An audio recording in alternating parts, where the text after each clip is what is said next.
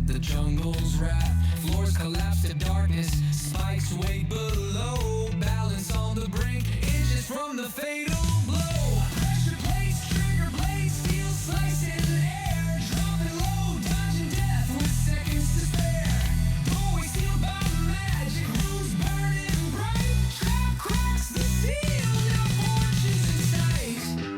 This is trap, roll the dice, risk it all for the gold. Sit down, join in, enjoy the tales being told. A dungeon crawling crew, we're creating a buzz. Now that you're here, you're trapped like us. Chamber opens wide, floats a nightmare from the dark. Central eye blazing, anti-magic leaves its mark. Eye stalks fire while we see the magic beams flash. We scatter, roll for cover, dodge a death ray blast. Frontline flames quick, a charge into the breach. Casters weaving spells once the gauge shifts its reach. Kill the monster, grab the relic, collect the payday. Rinse and repeat as the adventurer's way.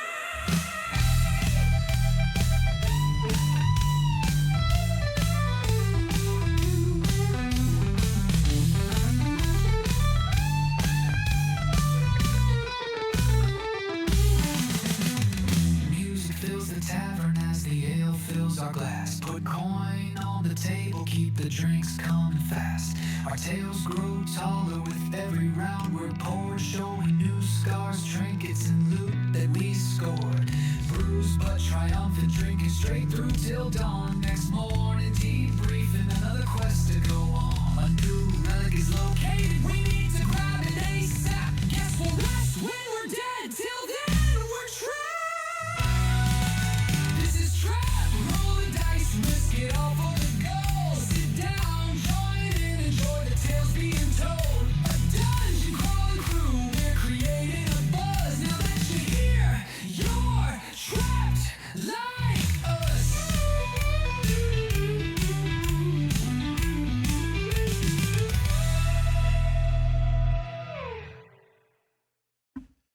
Hello, welcome to tonight's session. Let me full screen our screen here. Bam. Hello, it's us. It's we. Howie B. It's session 15 called The Silver Lining. Who wants to recap last session? It's really easy. We did like one thing the entire time. We fought a death frog pretty much the whole. We fought a death frog for 4 hours straight. We faced the frog of darkness on the beaches of doom. I like that one. We fought a squid in a frog's body because every time we got on it was ink cloud. Ink cloud. Ink yeah, cloud. Yeah. For And then it finally worked and he fled like a chicken, even though he was a frog. Chicken of the sea. They both taste like chicken, technically. Or does chicken taste like frog? Chicken of the sea. I knew it wasn't tuna. We were not amused by his antics. No, none of the players were okay, happy. Alec Guinness, Jesus. Hello there. I was gonna say you need that's your new character voice. I'm sorry, you have to change. I need to hear that. Analyst always sounds like this. Sounds like we got some gruff guys here. Sounds like he smokes 3 packs a day, probably because he does to steady his nerves. We had two factions that were fighting over the Beba Dragon. One wanted to essentially corrupt its soul. The other just wanted to make sure it was being taken care of, but didn't think that we could take care of it. The Saloon Knights were just trying to rehome him. Well, he is not housebroken yet, or she is not housebroken yet. I'm gonna say, have we gendered the dragon yet? I feel like we answered this last session. Yes, younger did a flip of a coin or a roll, and it was a female. They'll be fine. We found this lovely lizard folk couple in the jungle. They'll raise them right. Shaking my head. They get an 8. Anyway, jokes aside, that's what happened last session. We fought off the Red Moon tribe. Yes. And we're now dealing with the Silver Moon tribe, or the Selenites, who are the tribe that we actually knew, right? This is Mother's tribe, right? It is indeed. Arr. Okay, so we actually know these Yahoos. They're not just two random new tribes. We've met both of them before, right? Except for the Red Moon. I guess the Red Moon were new, but we killed them, so who cares? You had met the Red Moon tribe before. It just wasn't directly stated that that was who they were necessarily. But the previous encounter that you had with the people who were saying that the Salunates were bad, those people were always the Red Moon people. Yeah, just to clear that up, is just that they had never, like, they talked about the Red Moon several times and such, but what that meant to you guys did not mean anything until it did. All right. Well, for the record here, I feel like our characters would have picked on the motifs a tad bit earlier, or should have picked up on the motifs a tad bit earlier. But Should. frog politics aside, did you guys see what the poll was for this week? No. Great. I remember voting, but then I immediately ejected it from my brain. You shouldn't say that. Oh I do my want to. goodness. I don't think there was. And was there anything for this? There might No, have there been. was there was a poll. Yeah, we didn't have a D&D portion of the poll.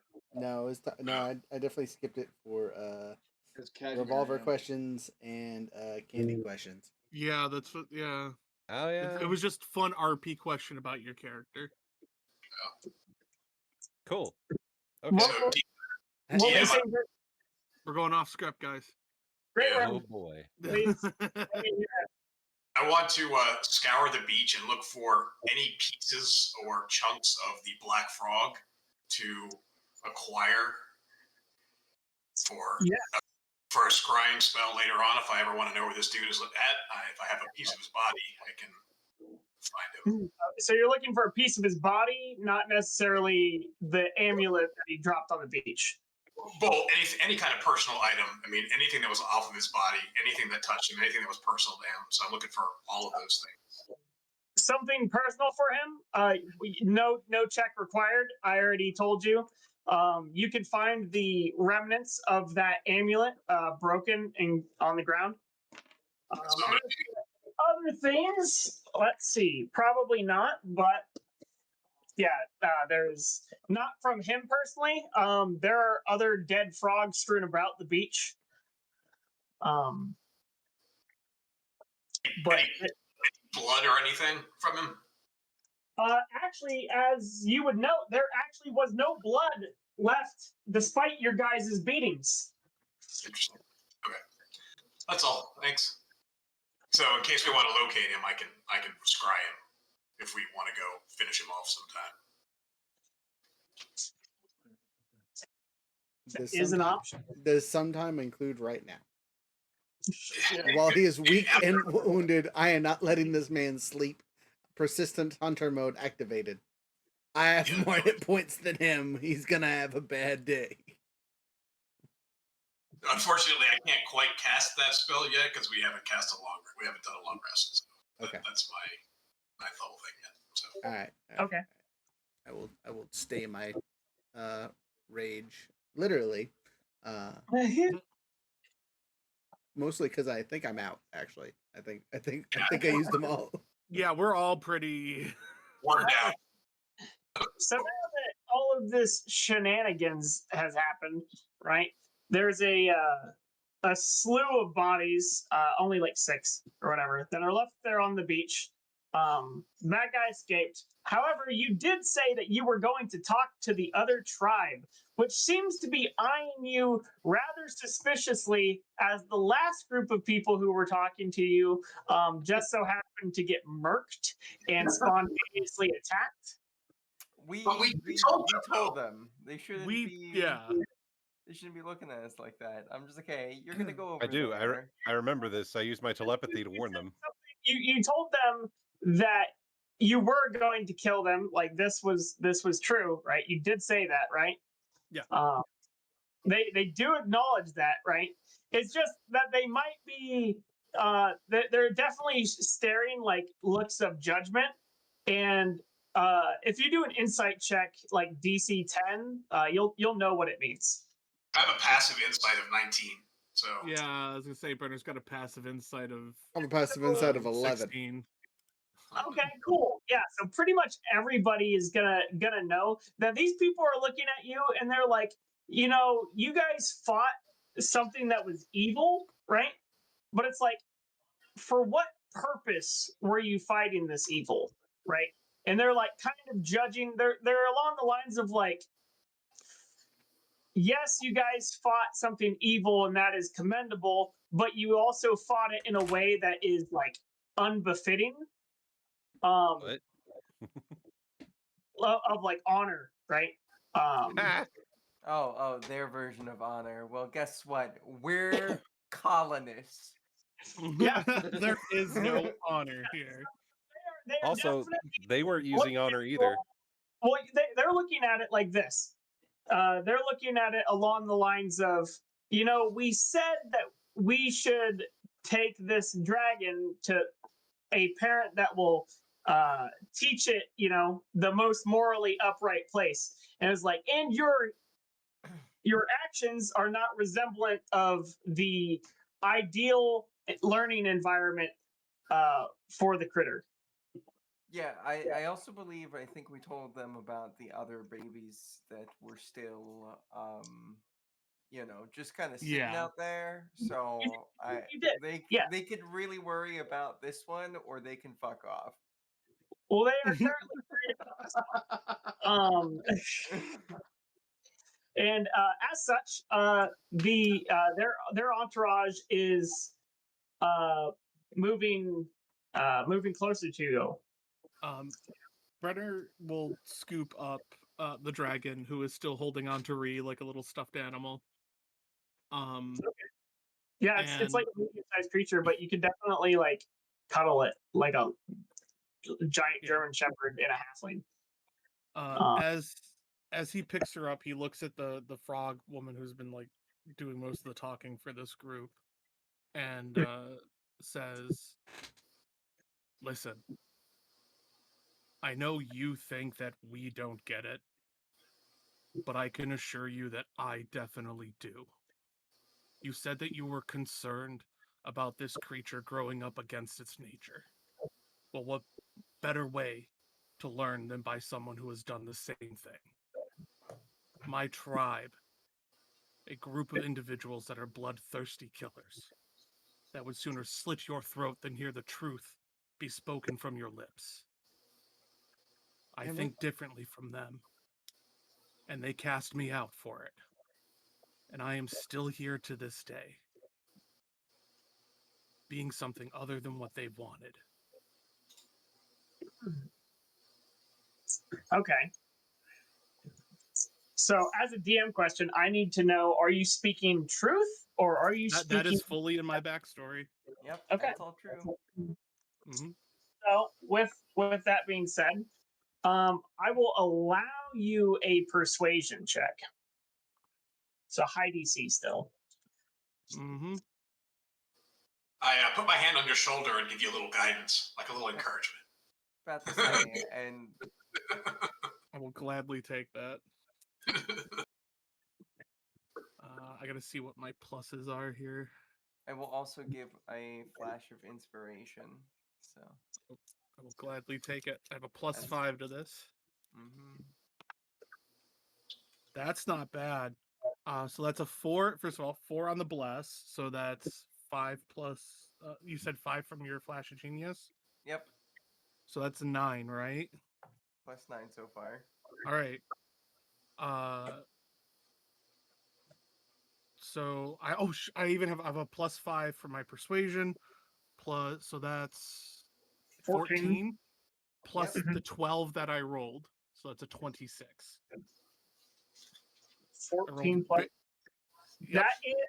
That is just a hair enough for them to move forward with this possibility. Okay. They see the truth in your heart, and you asked an honest question. You said, "Who better to lead them. And Who better to raise them than someone to teach them than someone who has already fought against their own nature? so Shirok at this point will show you exactly what they believe is a good reason that you should change this. One moment as I open up the proper stat block.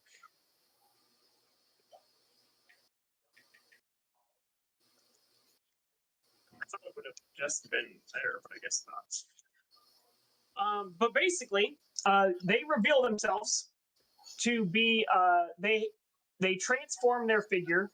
They turn from their amphibious skin into what appears to be a half dragon, a silver half dragon, and they relay to you that the dragon who bestowed this blessing upon Shirok would be the one who would facilitate its growth. So now it's full transparency. There's no hidden charade, right? There's no hidden agenda.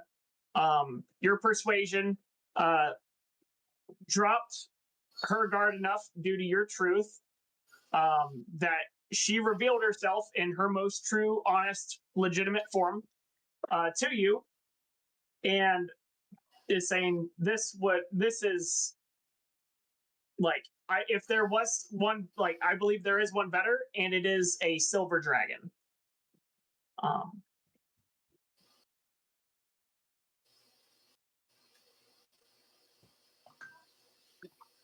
For the record, Relia looks super duper annoyed at the vision of a half dragon just popping up in front of him. Not doing anything about it, but you can noticeably notice that he is guns loaded, ready, about 3 feet away. Yeah, I'm interested in Vax's reaction to this too. Vax? Yeah. Vax. Any strong feelings down there, dragon hating friend? Not real happy. Aeolus is just so jaded at this point, he's wondering when the conversation will end. We can go back to camp and get fucked up. Technically, we're back at camp. I was gonna say it's like 4 feet to our left, Aeolus. Start the party the cooler's early. behind. Yeah, but it was like he was getting ready, and then stuff started happening. He's like, "Mother." You opened up the cooler. You're now slowly closing it so the ice doesn't melt. So, Relier will before he does something impulsive, will look to the rest of the group, mostly Brenner, because you are currently snuggled with the baby. And we'll say the lines. This would guarantee that you wouldn't have to kill your dragon. Because if something messed it up, it'd be the other dragon and not you.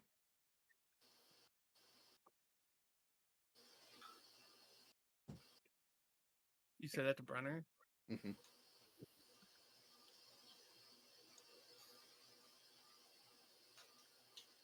I think. Oh, sorry. I'll wait. Oh no, you're okay. I was just asking. In your world, does dragon lore work the same as normal D&D lore? Like the difference between chromatic and metallic? Yes. Okay. You would know that a silver dragon would be quote unquote lawful good. Right. I think Brenner will give an acknowledgement to what Relier is saying, but turning back to her, say, if they reflect who this and gesturing towards like the silver scales, doesn't that mean that the person that you're looking to teach them to go against their nature is typically seen in better light? Aren't normally the metal ones usually Indeed. better? What do they know about fighting off their own evil? Mm. I think they know how to raise something from it and live a life of goodness. I mean, Yeah. my viewpoint of it is still back to where it was before. Like, doesn't the baby dragon have an opinion? Isn't it an intelligent creature? Does it want this? Does it care? It is an intelligent creature, and what you noticed before, right, was that when the other one approached, it seemed heavily uneasy. It seemed agitated. It seemed angry, right, and scared.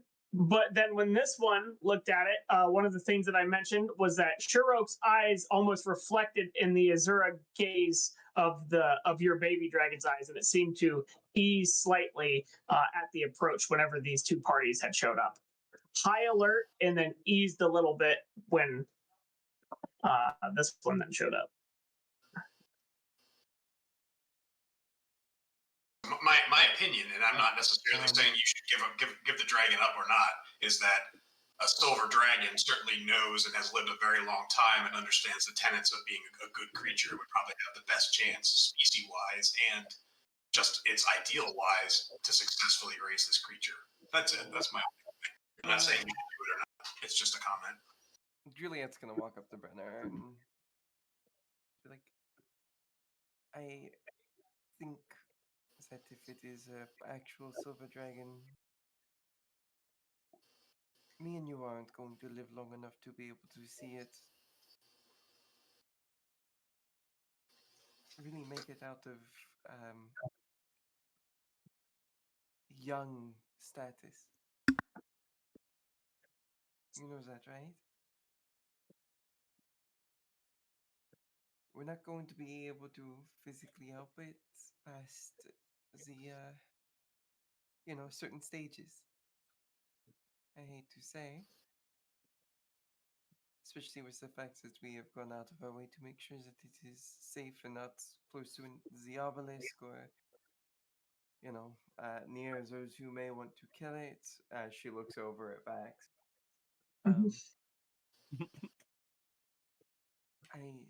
Though I do not agree that we are not the people to be able to do it, think that we could do a very good job.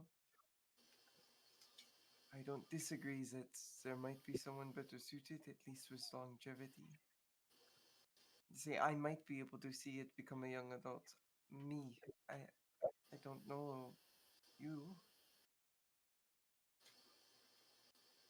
It's because lineage.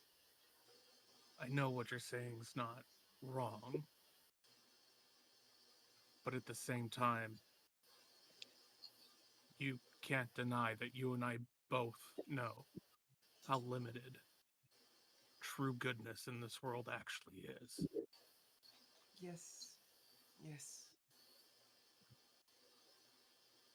You're not wrong, but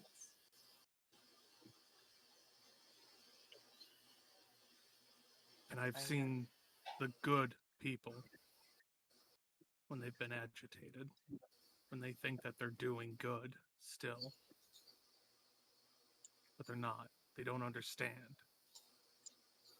How about we see if we can meet the silver dragon?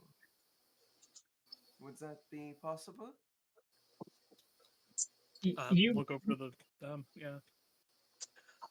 Shuroke says it will be possible as long as you adhere to her customs and courtesies. I mean, yeah, just along with disintegrating, I don't see why any of us. Well, Vax will not give a shit, probably. Vax, how do you care about metallic? Yeah, Vax, how do you feel about the metallic dragons that are specifically silver ones that are generally known as good? I really don't think I believe there is such a good thing. Oh no. Yeah, so maybe not them, but I think everybody else would probably be able to keep their mouth shut. Oh, feel free to speak. Just Not, what I mean, not say anything that is out of line. Yeah, like threats of violence. Either way, I do believe you should probably get at least some of your people to go rescue the other dragons. As you say that, you see Shirok lift their staff and hit it into the ground, and you see a beam of silver light seemingly travel over the sky deep into the forest.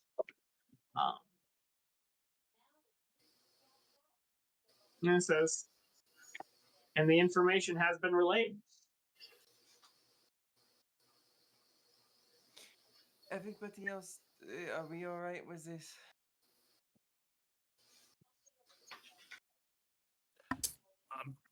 I'm good with it.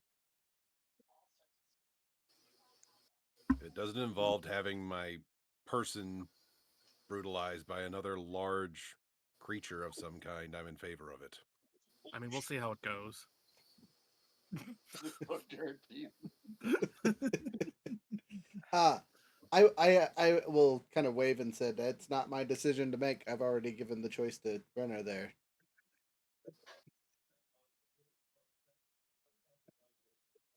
I'm not opposed. I would just like to make sure that it's taken care of. So yes, I would like to speak with them. All right. It's like the evening, right? Relatively in. Why don't we all rest for the evening and then we do it first thing tomorrow, eh? As you mention this, Shirok will ask if they can camp within proximity. I think that's fine. Within proximity is fine, yes? We will be keeping care of the dragon, of course. Shirok says, "I'm glad that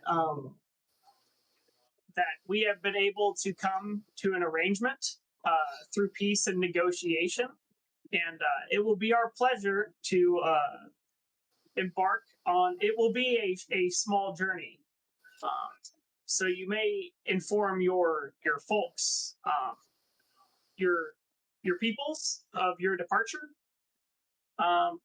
before you leave. It will be a few days travel." All right, well, we'll certainly see about that one. We might be able to cut it down. Who knows? Okay, with that being said, Aeolus, last combat, you were far in the back. So, what's your passive perception? Currently, 20.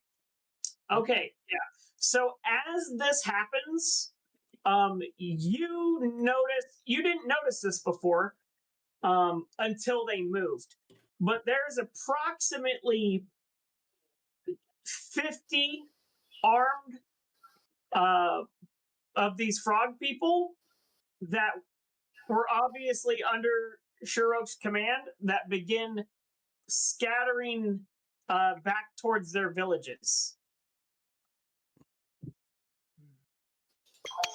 I will relay this information telepathically to my fellows. So they were prepared for if there was going to be an issue, and they were going to handle it with force if necessary. But seeing that there's no reason, they dismissed their armed entourage because they were primarily originally going there for the securing of the dragon, right? And since this has been established, there's no need to proceed with any of that. All right, yeah, like I said, I will relay that telepathically to whoever I can. I guess to Brenner, since he's technically in charge right now. I don't know if I was the one that rolled in charge today. Well, Relier started deferring to you on the dragon thing, so he's just going to assume you're in charge currently. Right.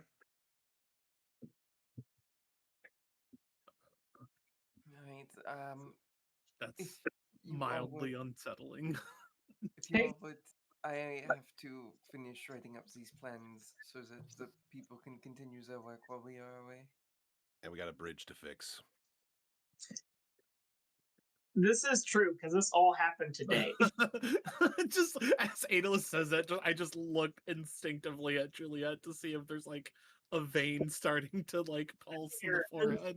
Definitely not, but you see as she looks slightly defeated, just like, all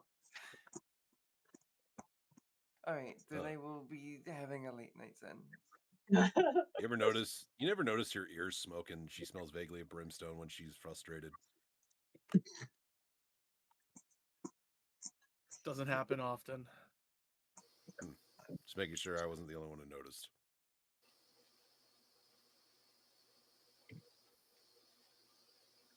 Okay, so you all are, I assuming, resting throughout throughout the rest of the day. You see that we would like a long rest, yes. yeah.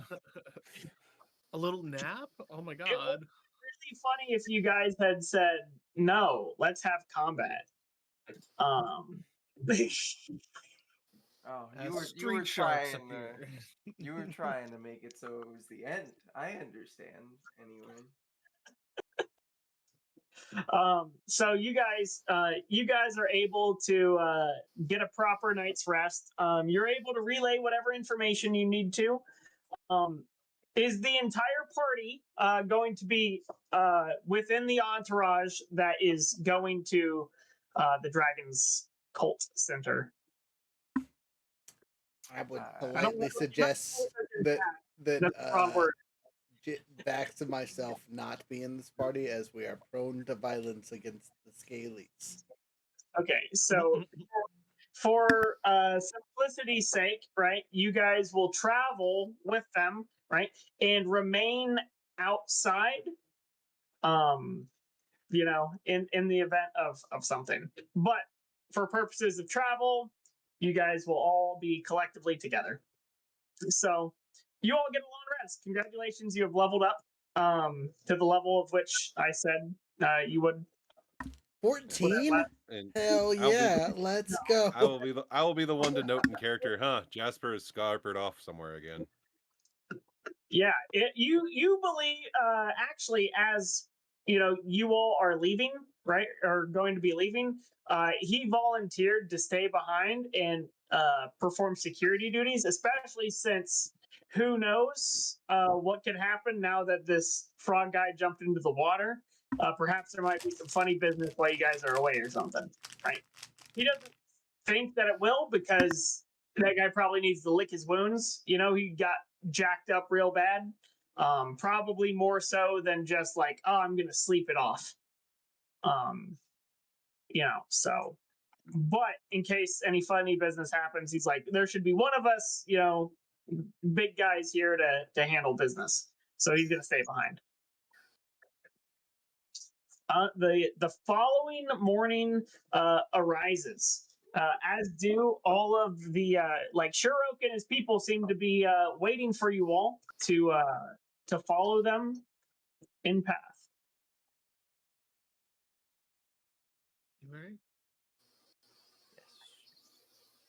Okay. need me to make any rolls for making sure everything is idiot proof so they can continue to work and fix things. Yeah, that doesn't sound like a bad idea. So Also, give side note, Vax is in charge today. give me a either a. Do you have a particular skill? You get to add your proficiency plus intelligence. Okay, do you want me to use like I don't know, smith tools? I don't know. Yeah, you can use a tool set. You can have the equivalency of using the tool set proficiency for. I will offer you the help. Oh no, you get. Oh, you're using tools. You get the advantage anyways. Yeah. I was gonna say I was gonna give you the help action because you get it to where you can explain it to Brennar, and if Brennar understands it, then you know it's good. Right. Dirty 20. Perfect. Yeah, so you know that at least for every single thing that you've instructed them to do, it is idiot proof, right? Perfect. So there is nothing that you told them to do that they will F up. Okay, cool. Okay. With that, you all see Shirok and his small entourage patiently waiting, and he says, "It will be a journey, so please stay close, especially once we get to the misty swamps."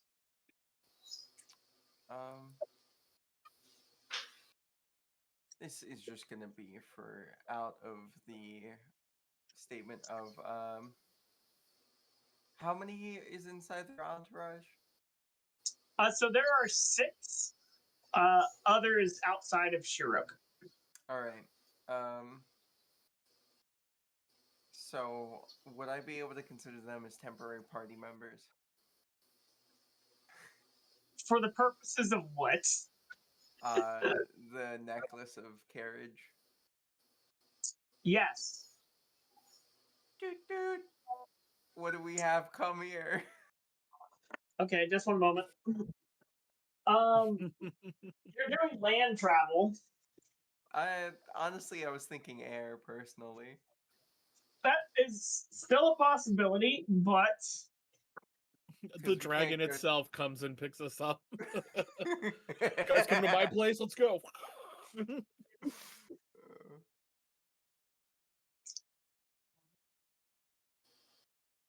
there's a good chance you could actually just I have a bunch of. Bring the dragon to us. Wild. It's like, guys, I was on my way to Starbucks. Wild that I met you here. I literally said any whatever the nearest largest creature was, right?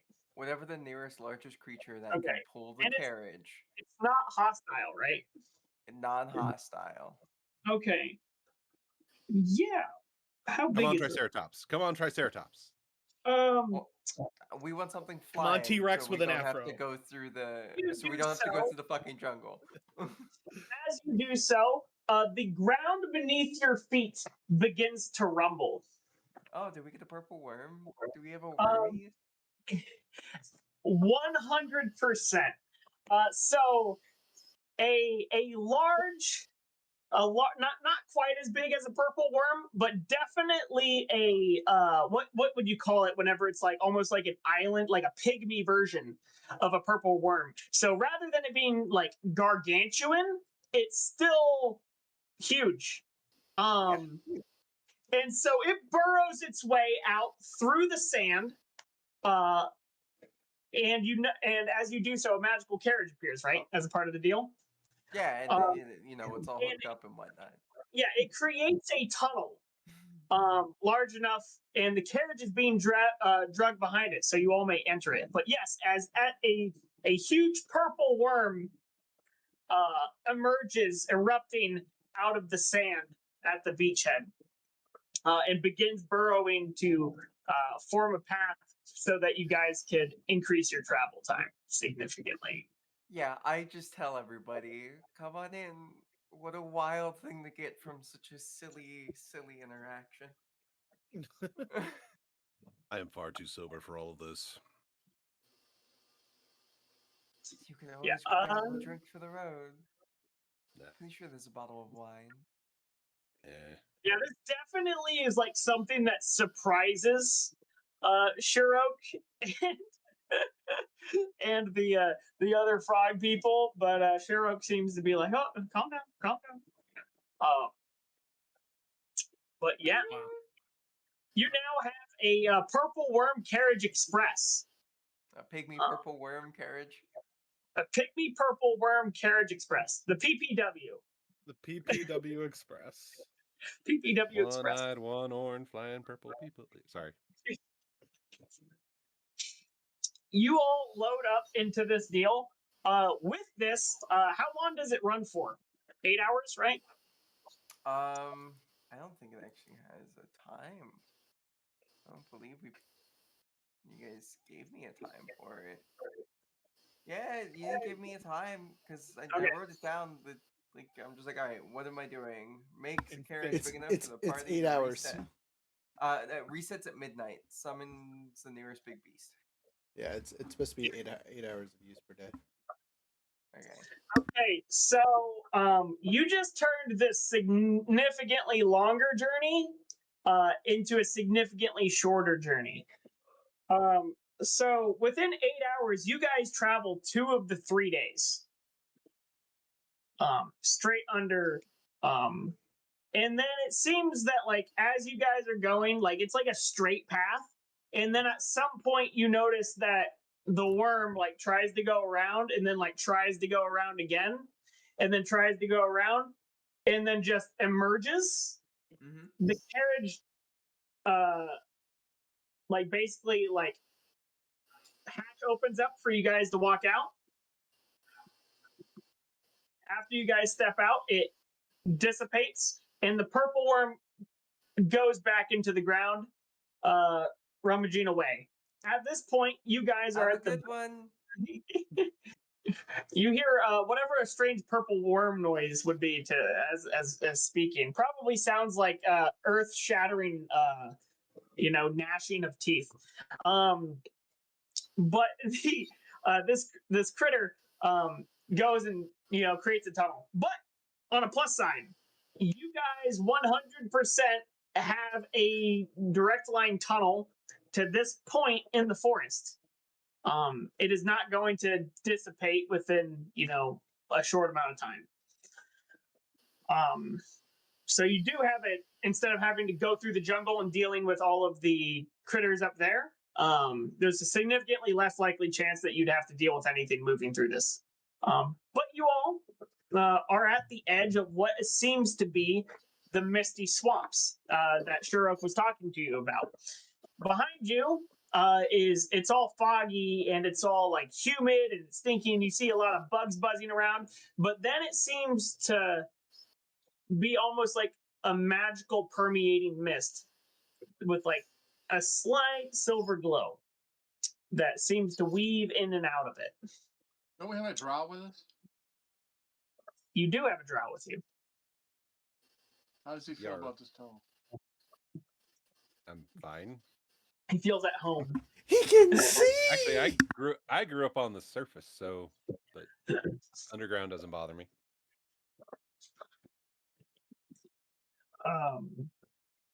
As you guys approach, basically Shurok says like, stay near me, and like they wave their staff around, small light permeates from it, silver glow, and the mist seems to dissipate within a small area around you. But it is quite obvious that this mist has something that would inhibit traditional sense of navigation. One of the reasons why the purple worm was trying to like move around to go further was the fact that it couldn't identify where it needed to go. And Can we do an so, arcana check on that and figure out what the mist is? yes, you can absolutely. Awesome. I was about to say, Big 'cause if purple it's a arcana check. magical thing, I would like to know. If it isn't, then I might be able to make something to 18 Not- plus 4 is give a 22. problem. A whopping surprise over here. The barbarian has no idea.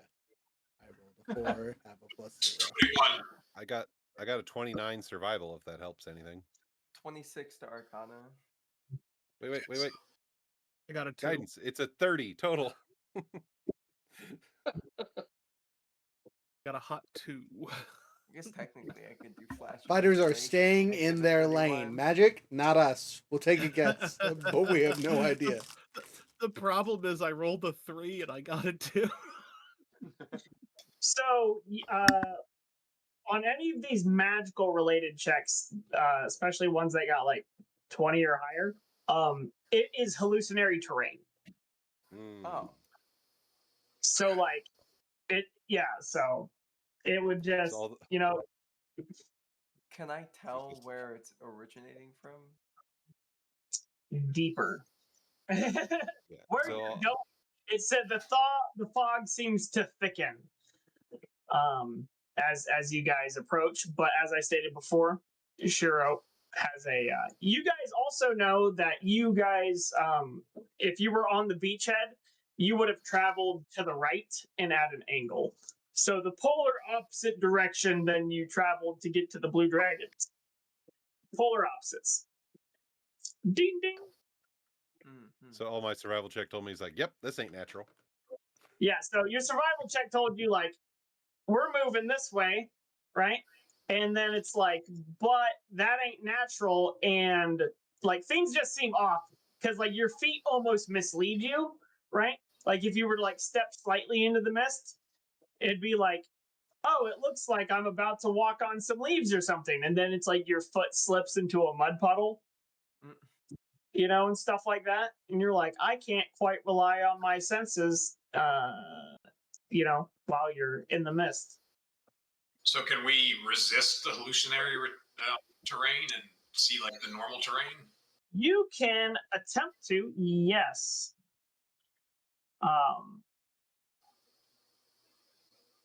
Just one moment. You may I think it's a attempt wisdom an saving throw, isn't it? investigation check. Oh, investigation. Oh no. Can I help them with it, or do you want me to? I will let a single. I will allow for a group check or Okay. a single individual. Okay. Let's do the group then, eh? Five. Or would you guys rather just rest it on a +9? I would Let's rather say- give it to I was the gonna say artificer with a +9. +9. Hit him with that guidance. Hit him with that spark of Guidance. genius. And yeah, Alright. give the help action and all that. Guidance. Alrighty. And then 1d4. Yep. It's a dirty 26. A dirty 26. You, as an individual, are able to see through this, but you know that it was pretty challenging. It was like you definitely like just like you were like for a while you were like I don't know if I can do this, and then it's like breakthrough. So yeah, you can see the terrain as it actually extends, right? However, you do notice that on top of this magical mist is an actual mist. So indeed, your regular vision is, you Still know, obscured. obscured, but you now can see the areas like beneath your feet. You're like, oh, there's more of a clear path to walk on here that you're not going to step into like a mud hole, right? Gotcha. And such like that. And so you can help direct everybody in the party so as to like, hey, it's probably best to stay in this path because over there's like a mudslide, right? Or like things of that nature. And as you guys get deeper in, it's almost as if it's you're getting a slight, almost like a breeze. And so and as you get deeper and deeper, which you eventually reach what seems to be a small mound that is almost like a ziggurat structure. If you know what that is, it's like a leavened mound structure in the middle of this swamp. It's like a Think step Aztec pyramid. Yeah, an Aztec pyramid. Yes, it's like a very crude earthen Aztec pyramid. It seems to have like obviously like kind of like rock faces, you know, for each of these like large elevated platforms. But it does seem to be primarily made out of earthenness as opposed to like carved out of the side of a mountain necessarily. But as you get closer and closer to it, the mist and airflow seems to be permeating, being pushed out through this dragon-sized entrance. And it almost seems as if there is like out the top of this and through this area is like snow flurries that then emanate into mist.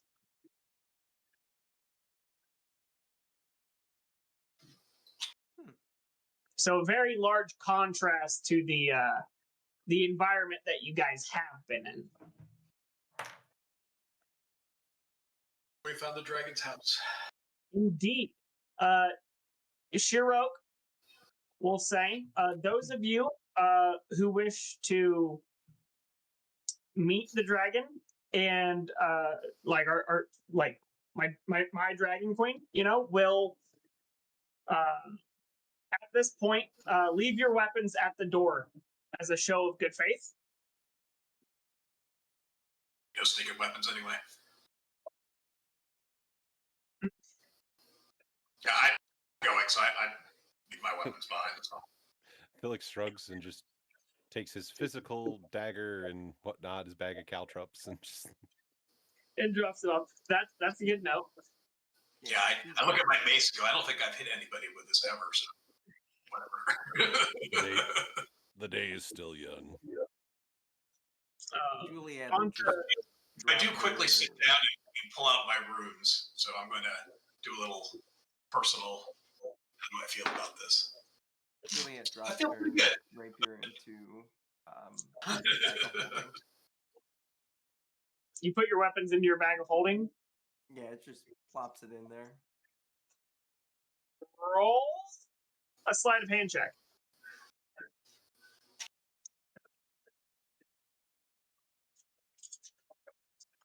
I mean, I wasn't doing it sneakily. It was just she plops it in there, hands it off to Al, says, Oh, okay.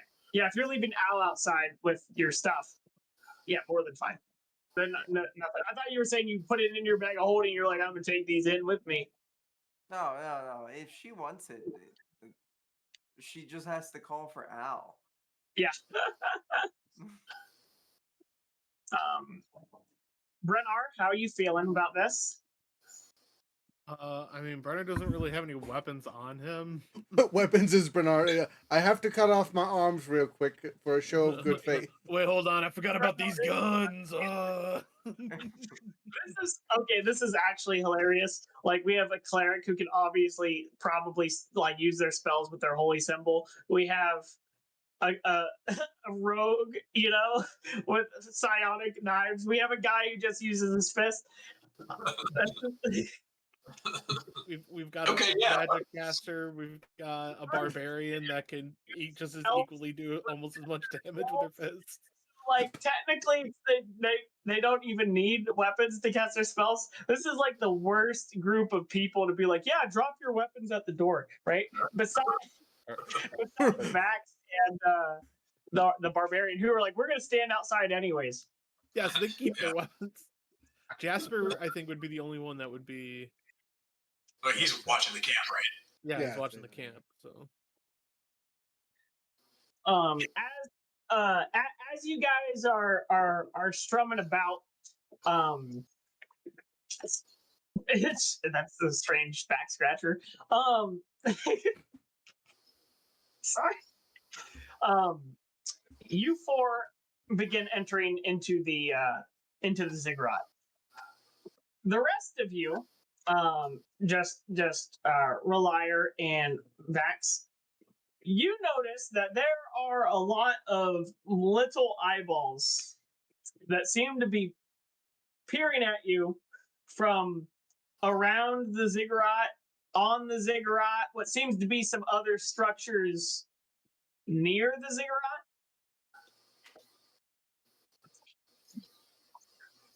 They are small in nature, and they are not froggies. Passive perception of like 14, I think. I don't know. Look. I'm not lying to you over here. Oh, I was lying. It's actually 15 because we Okay. whatever. With a 15, you see approximately roll me a d10. Yeah. That is a 6. Wow. I don't know what that number is. Just a sec. You see approximately 172 small, gleaming, almost like stars, like small little stars, that are peering at you. As you peer in closer, they are obviously in pairs. You could estimate that to be around 86 individuals. You believe that these are kobolds. Ah. Wait. Oh no. Rolling perception checks now as the rogue. I will inform my Vaxi friend next to me about said kobolds, and I am rolling a d12 to see how I feel about being surrounded by monsters. You know what? Of all the monsters, kobolds are apparently something I can get along with. Kobolds do not scare me. I've never met a kobold I couldn't kill. I got a 31 on a quick trap check because we're dealing with kobolds. Okay, so as you are going down, traps everywhere. This entire structure is a trap. As Shirok is leading you, you can actually notice that they are like temporarily disabling traps for a period of time as you walk down the structure. Making mental notes of where all these traps are in case we have to get out of here in a hurry. It's not a bad idea. Okay. First, the rest of you, you enter into through a series of tunnels, drop offs. There seems to be, various effigies and symbols engraved on large stone rocks. Some of them more primitive than others. You eventually end up in a large room. This large room has what appears to be two structures, or sorry, not structures, two statues. One of which seems to be broken and half toppled, and the other representing a woman. They are covered. The statue itself is covered in what appears to be almost like a silver paint, and it has Azura blue eyes etched into it. On top of that, there seems to be what appears to be a single chair throne made out of silver on the far end of the room, with a much larger background effigy painted into the wall of what is obviously a silver dragon. Like basically standing on top of this ziggurat structure. And there's a woman with piercing blue eyes and long, elegant silver hair in a white dress, standing on the or sitting on her throne.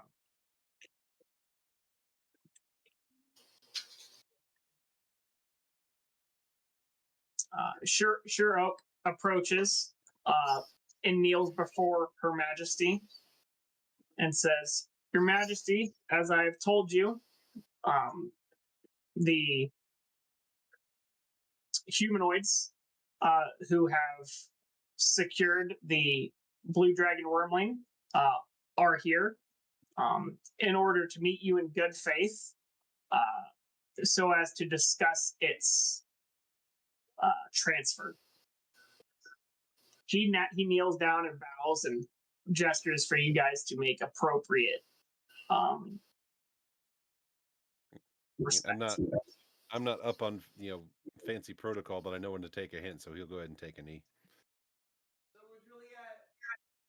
So would Juliet. Okay. You're good. You're good. Did you bring enough for all of us? No. Oh. That was the quickest no ever. How about you there, Tarna? How's Tarna feeling? Yeah, I don't know if I take a knee, but I definitely bow in deference, acknowledging her, but I don't take knees to pretty much anyone. But I do acknowledge her in a courteous way. Oh, I'm glad I'm not here. Just know the spirit of a liar is angry from a distance. Okay. Brennar, who is like once again with the baby Bjorn with hope in it, doesn't get down either because he's holding the child, but he will keep his eyes on her as he bows, but not in like an aggressive way, just kind of judging her. Okay. Yeah, how far are we away from them? So at this point, you guys would be approximately uh, around like 20 feet away. Okay. There is a couple bodyguards, one on each side of her. That's about 5 foot in front of her. Okay. As I bow down and study her, then since she's within range, I would like to use my Know Thy Enemy ability and Okay. discern any weaknesses, vulnerabilities, resistances, or immunities. Or sorry, So, yeah. use that as an action, or What's that? It's a bonus action. okay. So she is immune to cold. Didn't it take like a minute though? Takes bonus action.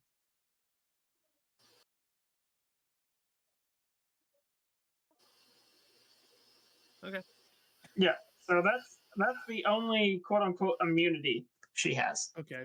So I think like Brenner just sort of sees like whatever like because Silver Dragon, Cold Breath and stuff. Then I'm guessing Brenner can see like maybe like the traces of like cold or like an aura of like frost or something behind her.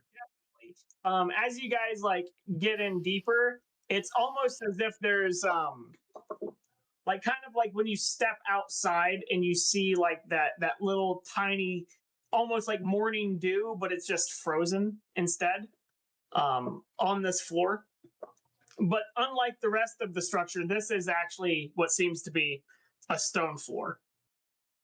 You are obviously standing on whatever would be considered the quote unquote foundation of this.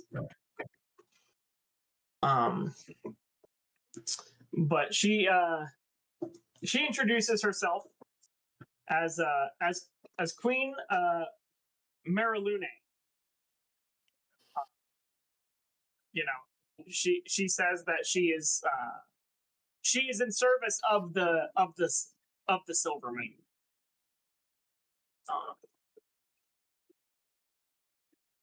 And so basically in service of Salune herself. Um, and she welcomes you all here and says, "I'm glad to see that the hatchling is in good health, and you have done well to uh, keep her safe to this point and keep her from the clutches of the Red Moon."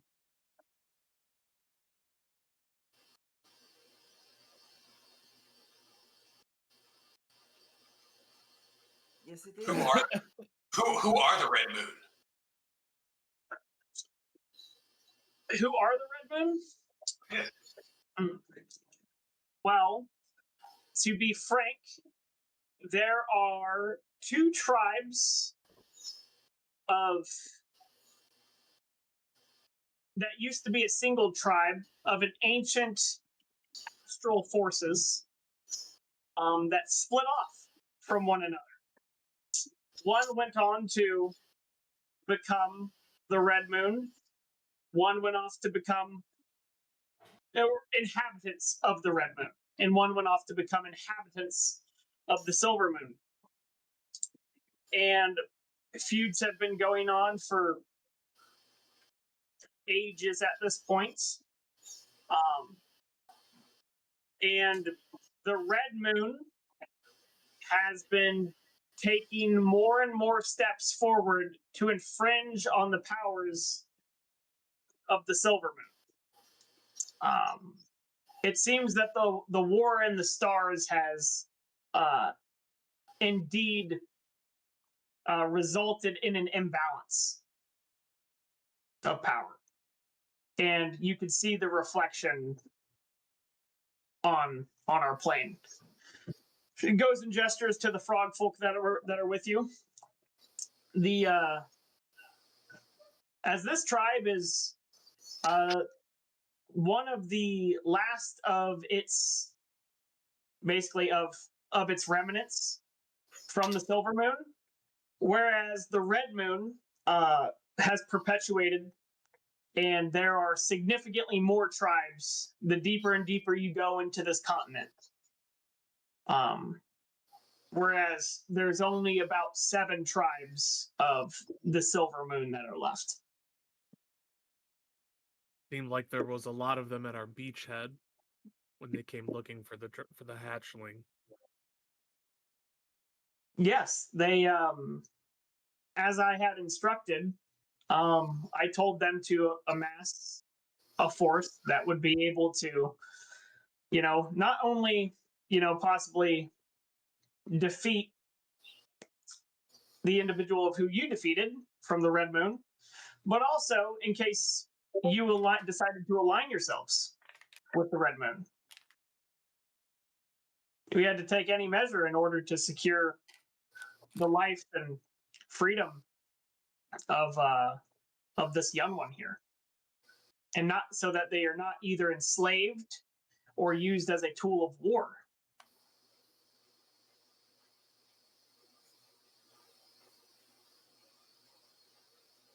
You are not the first of the ones from across the sea to have arrived here.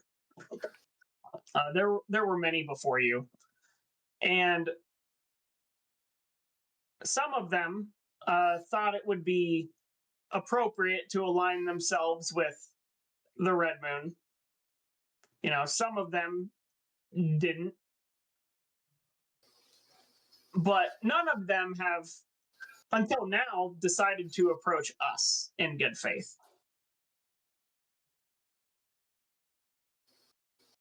Gesturing to you all. Really quick, can I establish something a little bit retroactively here? Yes. What do you want to say? I want to stay in mental contact with Reliar to relay the conversation we're having with the Silver Dragon, so that since he's not here. Okay. Yeah. So Are you sure that is a good idea? I'll start after the part that would have made him mad. Okay.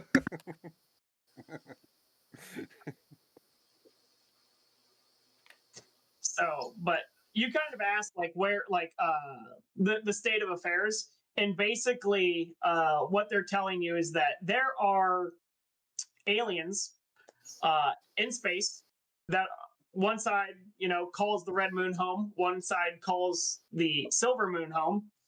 That she is on the Silver Moon's side as a Earthling representation, right? In order to secure a foothold of survival for the remnants of the Silver Moon's alien influence that was on the planet, that resulted in the existence of Mother's tribe.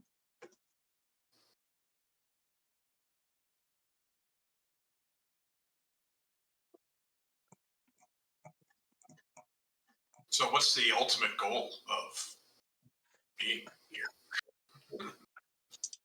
Like, so you're asking what is she wants the transference of the baby to be relinquished unto her.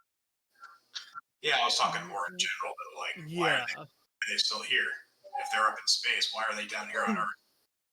Yeah. Or, Oh no, these she says, how do I say this?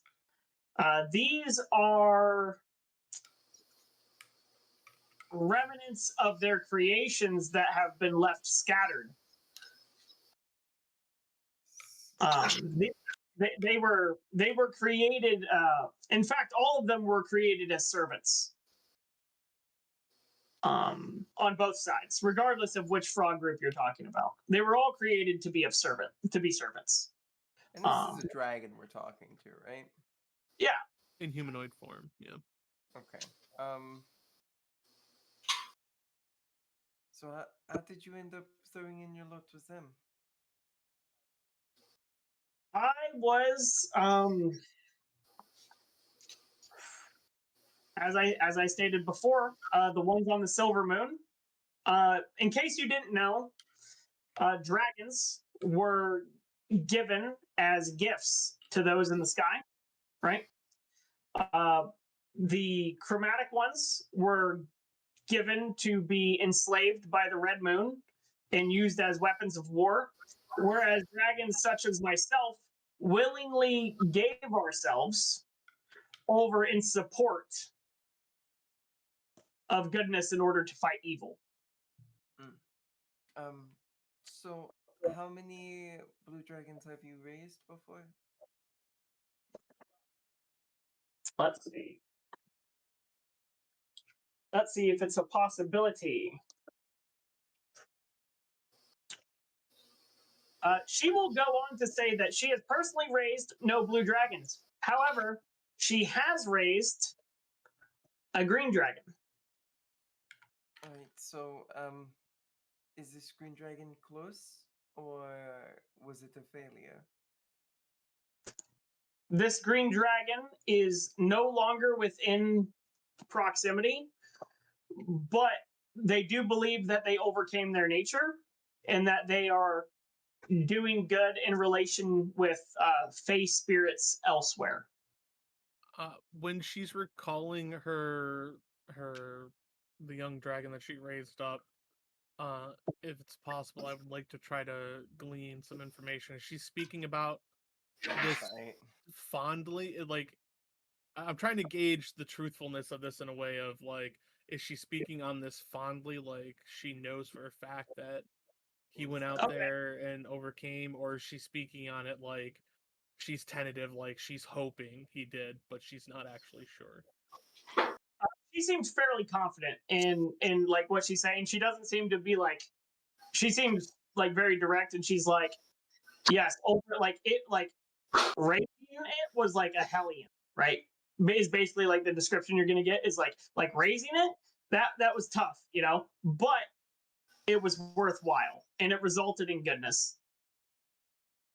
Oh, we could do it. We could 100% do it. It would suck. We could do it. Yeah.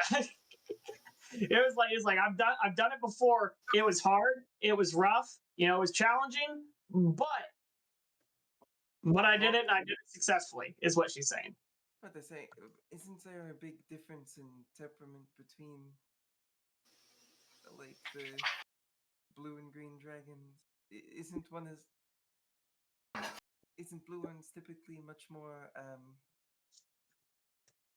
angry and aggressive and assertive versus green being more cunning and willing to communicate? So basically, they will say along the lines of like, I would much rather deal with something that is outwardly like just aggressive than something that is cunning and trying to weasel and wheel and deal, you know, and beat around the bush, right? Um, it's like this will be something that is significantly more like less challenging than something that is like you said, you know, cunning and with a lot of wit. As So this my will be more only other question is, did you get the other babies? did we get the other babies? No, we did not get the other babies. They are with their father. So Sorry. Yeah, I think father. It's whatever the like outside of it's whatever the opposite gender was Yeah, that you guys killed. Yeah, we killed the mother. We killed the mother. Yeah, so it's with the father. Yeah. So there's another blue dragon on this island. You guys keep like she goes on to look at you like as you say this, and it's like you keep saying island, island, island. She says, "Is where you're from an island?" From where we are from is, if I'm not mistaken, it's more of a continent, right? Yeah, so I mean, I do my best to explain, but we haven't explored much, so we don't know how large this land is. So it's just our ignorance versus else. She will go on to tell you that like if Heliandros and such is like let's just say like Thailand or whatever, that like you guys have like that whole continent, right? Of vastness. And it's like this is Australia. Okay. It's big. So it's still a fucking island. It's also a continent. Technically, they're all islands. Rosalind,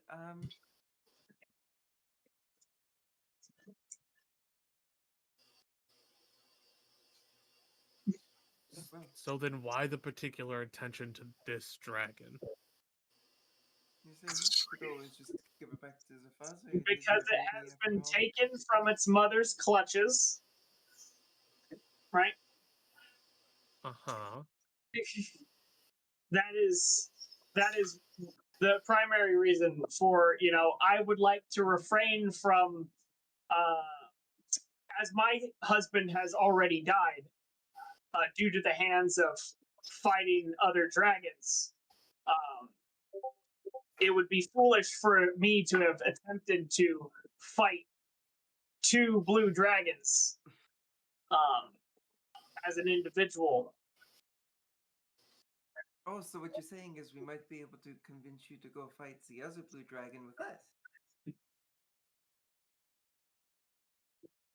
Um, Analyst just stares at Juliet. Oh you no, say Juliet's trying to push buttons here to see whether or not this dragon is calm enough to deal with a shit stirrer that is aggressively shit stirrer. I will actively establish mental contact with the dragon and say, this is not a shared opinion. they will take note. So she will go on to say, the only benefit, right, that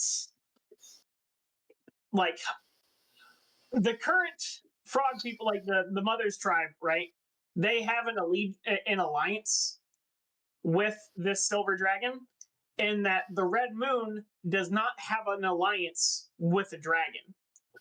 Instead, the red moon is actively trying to participate in capturing dragons in order to give them over to the obelisk, Oh, in order I to have send them as a sacrifice, um, like as a bound chained sacrifice, to be in service of the red moon, which she will then relate to you as basically being like, if a dragon comes within a certain proximity of the obelisk, it will undergo essentially a banishment, and it will be banished to the moon.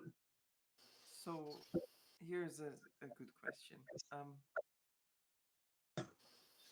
So we were told that we were able to take the obelisk. Do you have any issues with this? She says the obelisk has it's been far past its use, right? It was something that was done long ago, and its creators have since abandoned it. It is merely the remnants of its creations that seeks to reestablish um, contact with the other side. Well, then I guess it's brilliant. What? But I'm not getting any bad sensations. I think she would be good.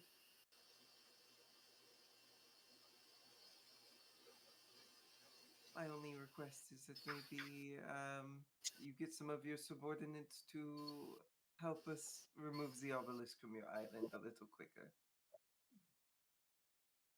So you wish for? She goes and she gestures towards Shirok. You wish for their tribe to assist. That or whoever else that you would want to send to our side to As I remove said giant stone. as I've stated before, um, our uh, our connection to the obelisk, this history, inhibits our ability to help you physically. So I can't have you go and chop down trees for me and turn them into planks So, and the like. out of character, you've already chopped down enough trees. Now it's just a matter of building the it's architecture and such. it's the statement of trying to just get something over top of them. That's all. Yeah. She's basically gonna explain, like, if you want to take the obelisk, take it. It will just be one less thing that she has to worry about, that the Red Moon gets any more slaves sent to it. Is her stance on it. So Relier, hearing that notion, will go, hey, that means Frog Boy's coming back to save his rock.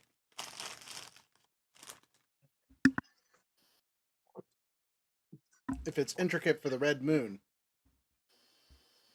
I will relay that thought to the group at large on my end.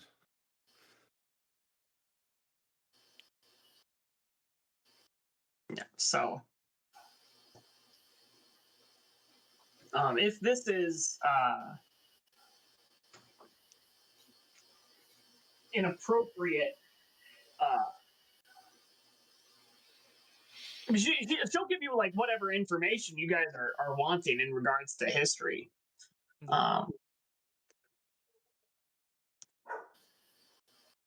Is there? Ask her where her treasure is. She's a dragon. They should know where treasure and items and things like that are, right? I'm not asking her that. Please. What good are you? I think Also, and this is all of course mentally. Also, she's a silver dragon. For all we know, her horde is the friends she made along the way. Those kobolds could be her horde. I'm not even arguing that. But she's a dragon. They're treasure experts. She might know of other hordes or where the blue dragons are hiding their horde. I don't know what blue dragons horde. I ain't a dragon expert. I will ask. Excuse me, your dragonness. Yes. So if you've been dealing with these blue dragons for a while, then mayhap you would know where they keep their horde. Yes. I see. Well, I did. However, it seems that they're lizard folk geomancers have been eagerly at work in transferring what wealth was located at the site of which one of you uncovered. So where those results are now, having been conducted underground, I could not say. Much appreciated for the answer. Relaying to Relier. Relay to Relier. Basically, hit lizard folk, gold might pop out. And just to clarify, you said lizard folk, not kobolds. Lizard folk, yes, lizard folk. Fuck. All right. Lizard folk. Oh yeah. The ones that hit us with rocks before. I think Brenner will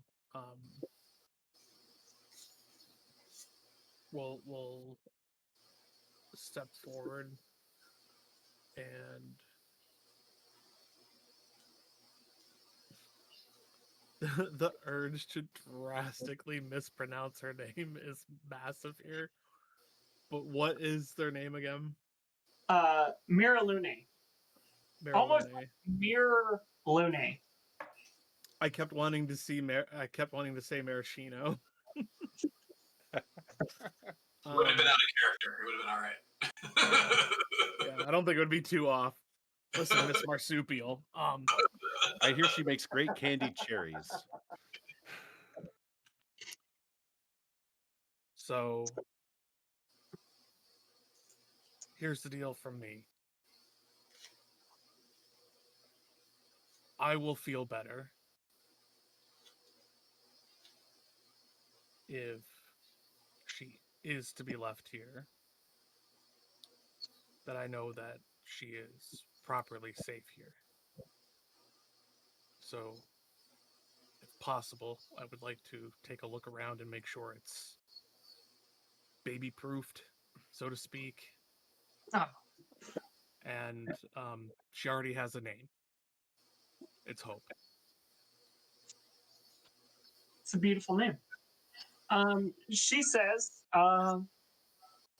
well, you may excuse yourself. She gestures to one of her guards, and he steps over near you and beckons you to follow him. And you will be walking the wide berth around her and behind her throne.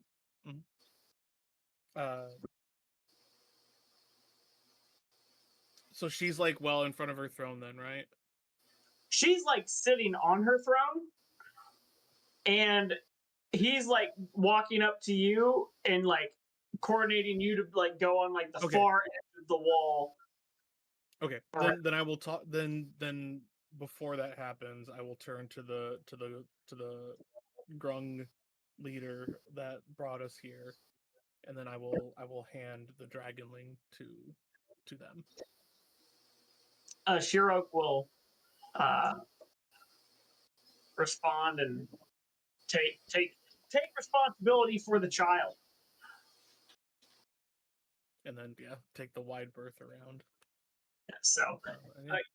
your He character just basically wants to make sure that like this is a place where it's not easy to get into and like possible, because that's part of what he was trained in was looking for weaknesses, you know. Yeah. So he's just scoping places out, making sure it's safe. Okay.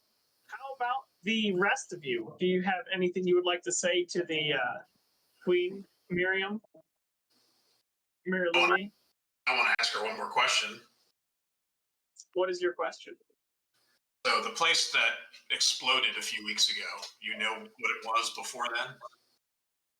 Indeed, I do. Yes.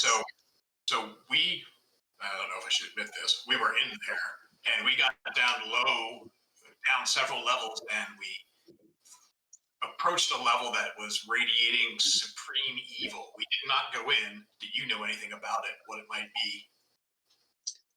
Indeed, it was as stated before, those from the moons descended upon this plane, and the red moon had its hold on this land, and it had conducted sick rituals, both in the creation and evolution of beasts into creatures, into humanoids, with souls such as yourself. And then it also went so far as to take the souls of other inhabitants of this land and force them into slavery, you know, through necromantic rituals, and imprinted them on iron cores, iron forms. So we have dead constructs? Yes. So they don't count as undead. They're just powered with souls. Gotcha. Yeah. So literally, what it describes it basically being as like, the soul acts as a battery, right? So like if one of these automatons lives long enough, it would generally reflect the lifespan of whatever creature's soul was in it. And then after it ran out of quote unquote battery, another humanoid soul would be uploaded into it. So like a human soul, you know, might only run it for 70 years, right? Whereas like an elven soul might run it for 700. What about a demigod soul? It probably lasts indefinitely. Okay. So he could have had a good life. Yeah, but the fact of the matter is like it was just like Hercules' soul was just a battery at that point, and it didn't have the capacity to fully break through its arcane enslavement circle. See, not with the people we had at the time, but with the people we have now, that could probably change. Mm-hmm.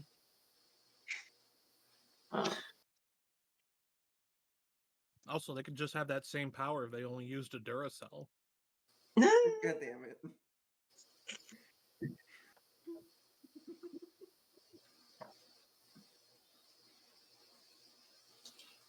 But yeah, so that's absolutely knew the purpose.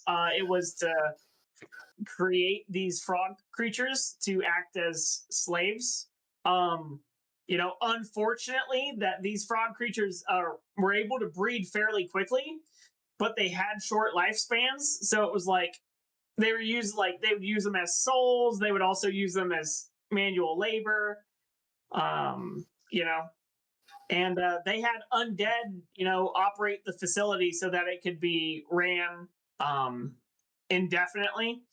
Uh, but unlike the other things there, the undead were actually just the continuation of what she would call as the space elves. So the undead that were actually undead were these quote unquote space elves, as opposed to being lesser undead.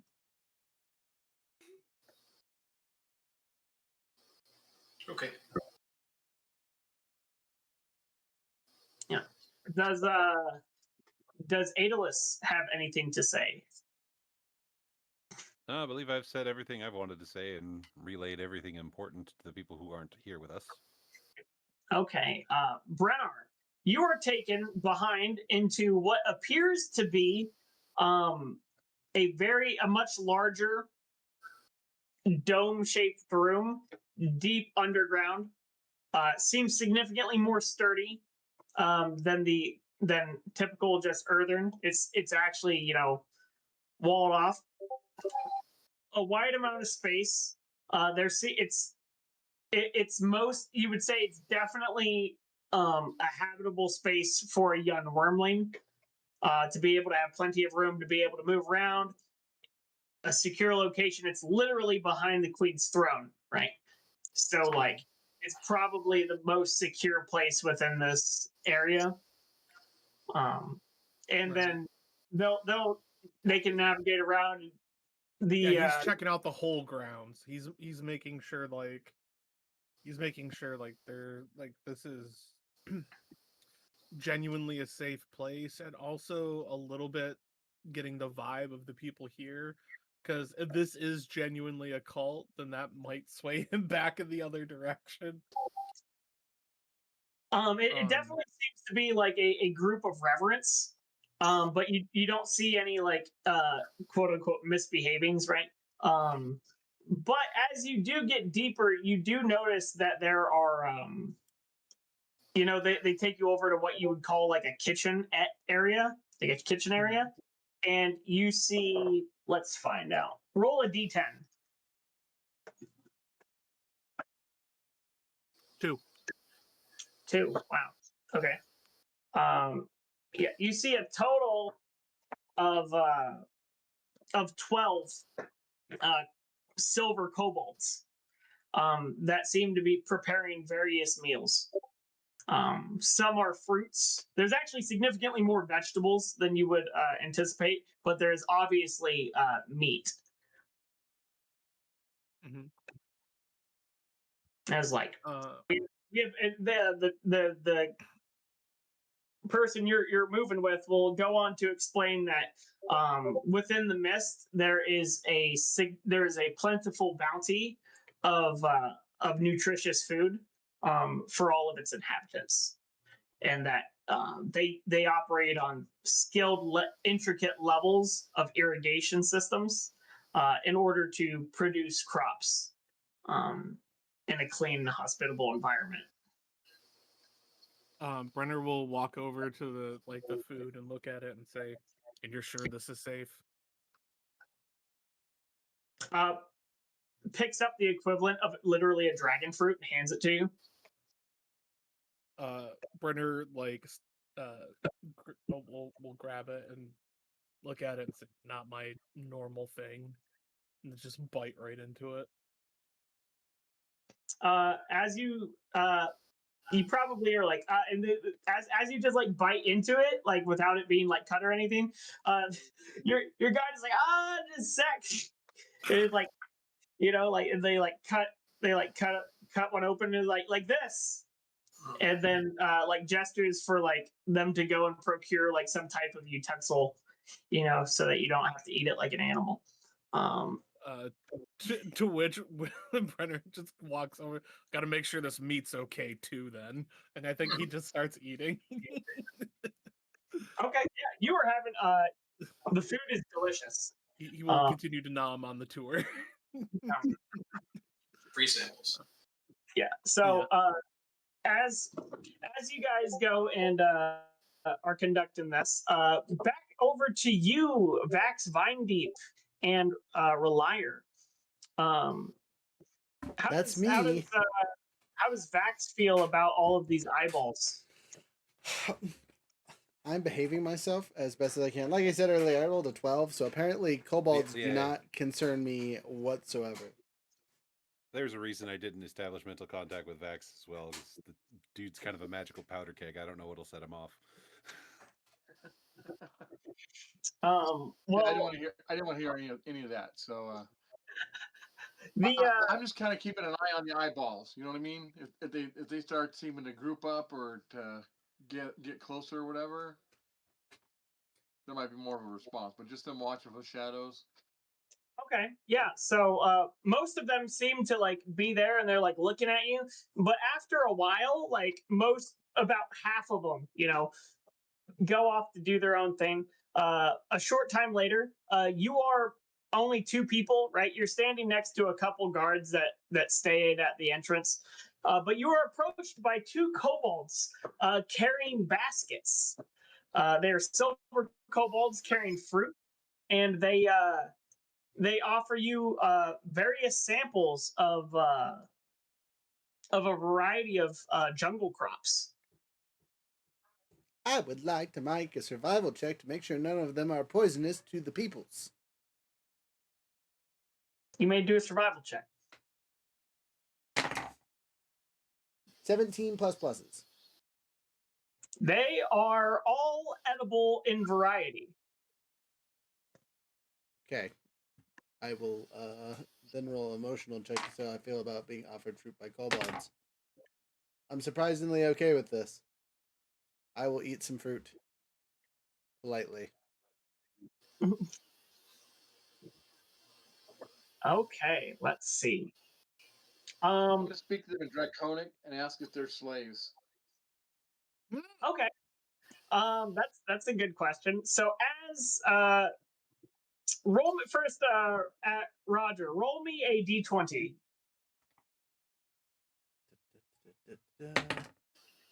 19. I hope that's good. Yeah. They're mango fruit, and you have explosive diarrhea. Yeah, right. So you get a jungle fig, right? So it's like a smaller fig that it's just a smaller fig. Onto Vax. You ask if they are slaves, and they like look at you kind of confused and say, "Slaves? No, there are no slaves here."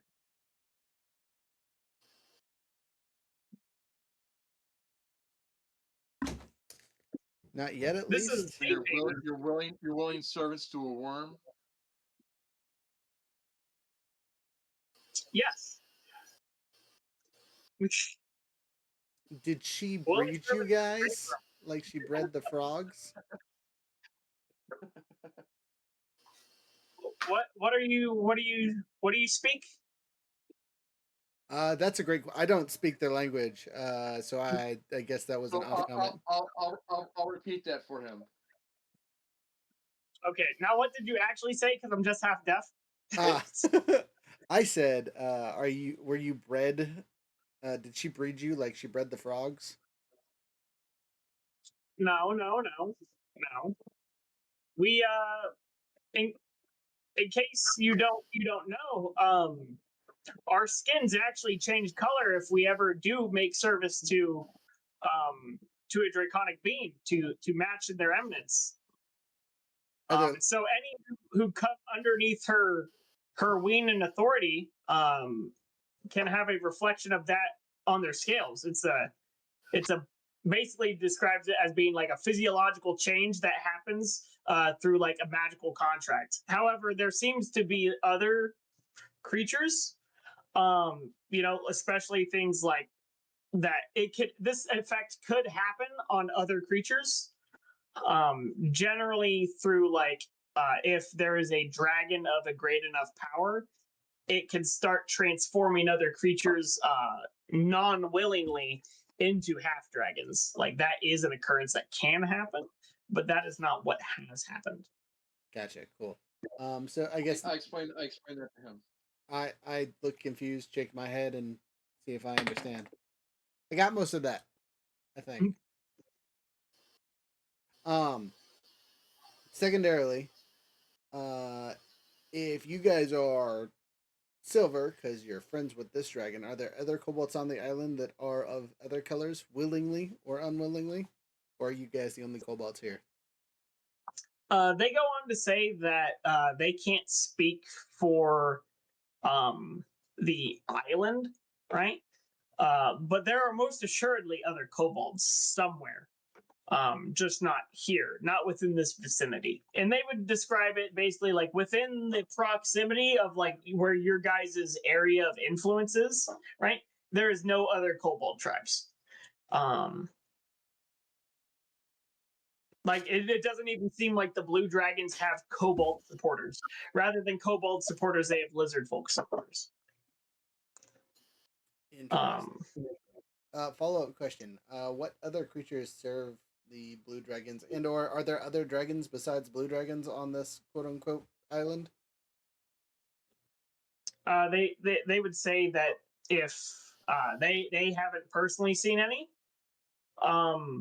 but perhaps deeper in, you keep saying island, and it's like they're like, I've never seen the other sea.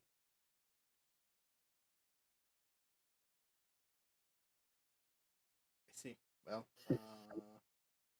I can't help the least traveled. That's not my fault, but that's okay. No judgment. Sometimes you just stay in the same little village your entire life. I mean, why would we leave? This is paradise. Fair. Okay. I don't really like that statement, but don't tell them that I said that.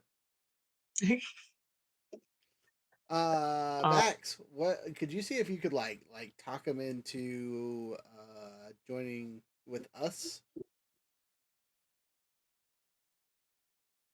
I ask them if they're happy. They say they're extremely happy. Is there anybody you know that's part of your group that is unhappy and may want a different choice? He looks around, thinking, says, "No. There is, as long as I can remember, even like as far back as I can remember, there's never been a single one of us who has been left unhappy. We've always had what we needed provided." And there's no one that dreams of more or We've heard stories of what exists beyond the mist, and we have no interest of what lies beyond it. We are content with the gifts we have been given and the life that we have. We have great purpose here. We cultivate the land. We raise families. We eat in abundance. There is no one without. It's dangerous out there. There's all sorts of dangerous animals. I was gonna say this sound real culty. There's all sorts of strange animals. Well, I'm not trying to make it sound culty. I'm just trying to make it sound like you guys have. You don't need to try. It does. You guys, listen. you guys walked into the equivalency of like the Garden of Eden before sin was introduced. Gotcha. I'm sorry, but All the flags have would went be. off, and literally every party member saying like, they're brainwashed. Got it. Not going to be able to help But- them. But Eve also wanted to eat from the apple, so somebody was unhappy there too. So somebody's got to be unhappy here too. I'm just saying. You asked the guy who brought forth a basket. He gave you an answer. Okay. So I can say that I grew up in a cult because that's my backstory. Does this feel to me like a cult? This feels less like a cult and more like a loving family. Yeah, so I express that to everyone. Just simply, my history is I've lived in a cult, pretty aggressive cult, and this is not it. Like nobody's forcing these people to stay. Like they just all want to stay. But A if lot of not times cult, people why aren't- cult flavored? I'd say a lot of times people in cults aren't being forced to stay. A lot of the times, at least in the Overall, I beginning. feel like, of course, I consulted my runes and everything, and overall, what I've seen is good. I have a good feeling. I kind of just nod my head at the dragon. I start walking out. Can we leave? 'Cause I'm not. Absolutely. There's no reason to keep you all pinned here, right? This was just an opportunity for you guys to get any further context you needed, get the answers you needed. The baby will be safe, provided for, lovely environment. A powerful protective motherly figure. And is obviously on the side of good. And it's protected by a mystical barrier, to deter, outside threats from being able to come in. It doesn't allow people to escape. They want to leave. well, Shiro, willingly leaves, comes and goes. Obviously is in service of her, but is an emissary to the other frog folks, right?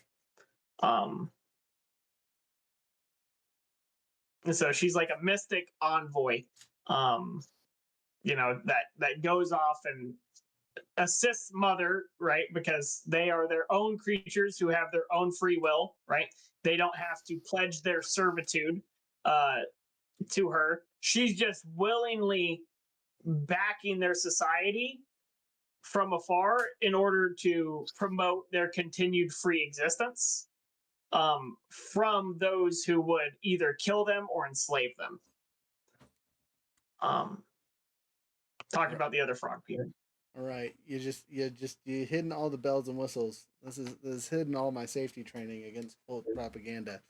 But I hear what you're saying. No need to rescue the people that don't want to get rescued. No. Yet. I mean, they don't know what's out there in the wider world, the technology and the magics that we have access to. I mean, they You're did true. see your giant robot. That's probably pretty fancy. Actually, probably not. They've probably seen Warforged before. I bet there's Warforged bodies hiding around here somewhere. Probably. Ooh, that would be nice to find.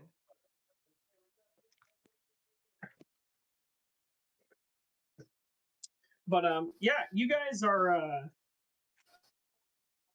are more than free to leave.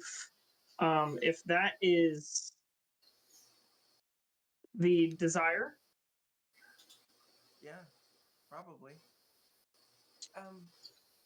Vamos. Do we want to take the carriage back again? It should be even quicker this time since we have, the tunnel already dug.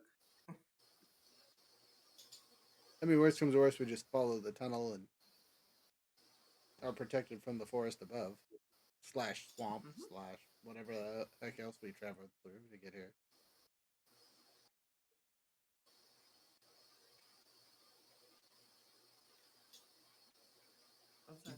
DM, may we yada yada our travel back home? Absolutely. But Carter comes out with like the cult robe and like meat in his hand. He's like, so the rooms you're saying are actually spate, and like he's getting talked into it a little bit. No, we're I not do staying nothing to. here. I do nothing to stop this. We're And On the way At out, this I point, will. Alis isn't convinced that he wouldn't legitimately be happier here. I will make sure to scoop up from Hope and give her just give her a little pat on the head and head out with Ree. You're gonna pull the old striking donkey. You're coming with me.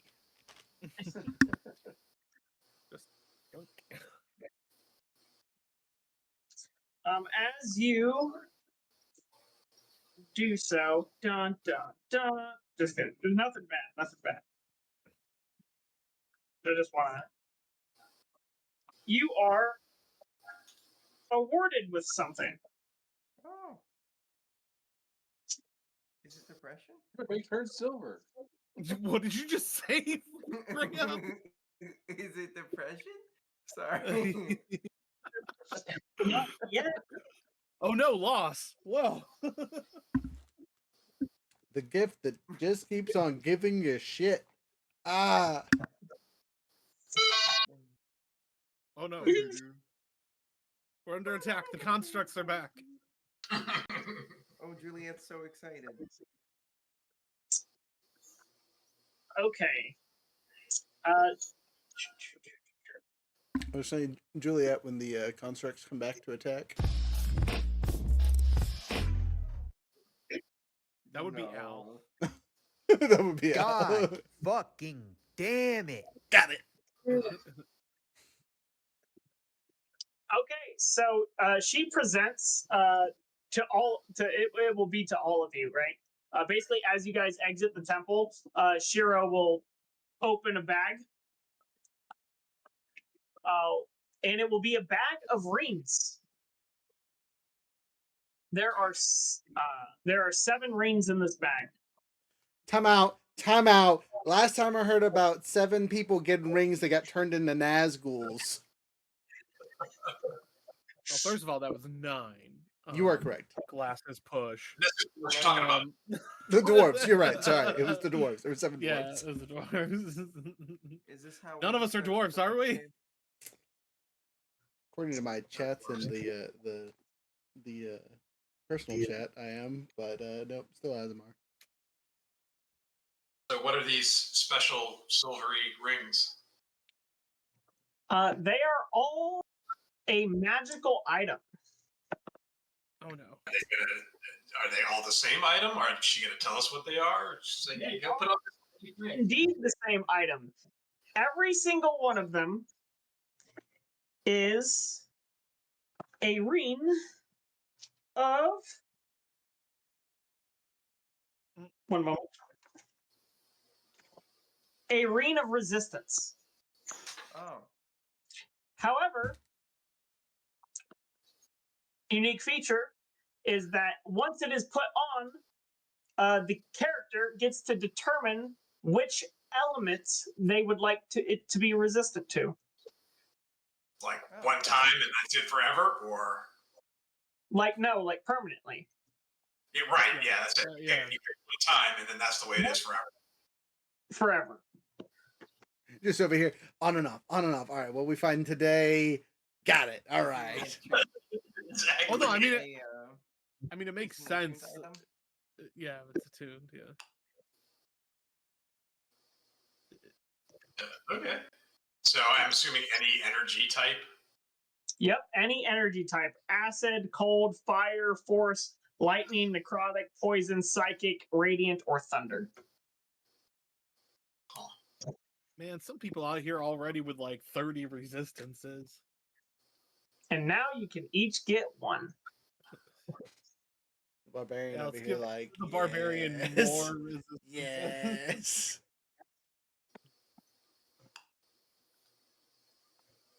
Yeah, we just give it. What, we give you psychic resistance now, and then you're good? No. No, I'm not that kind of elemental. barbarian. But I do have necrotic and Radiant. yeah, pretty much constantly. Poison is. Did you say poison, younger or no? Yep, poison's an option. Yeah, being poisoned sucks.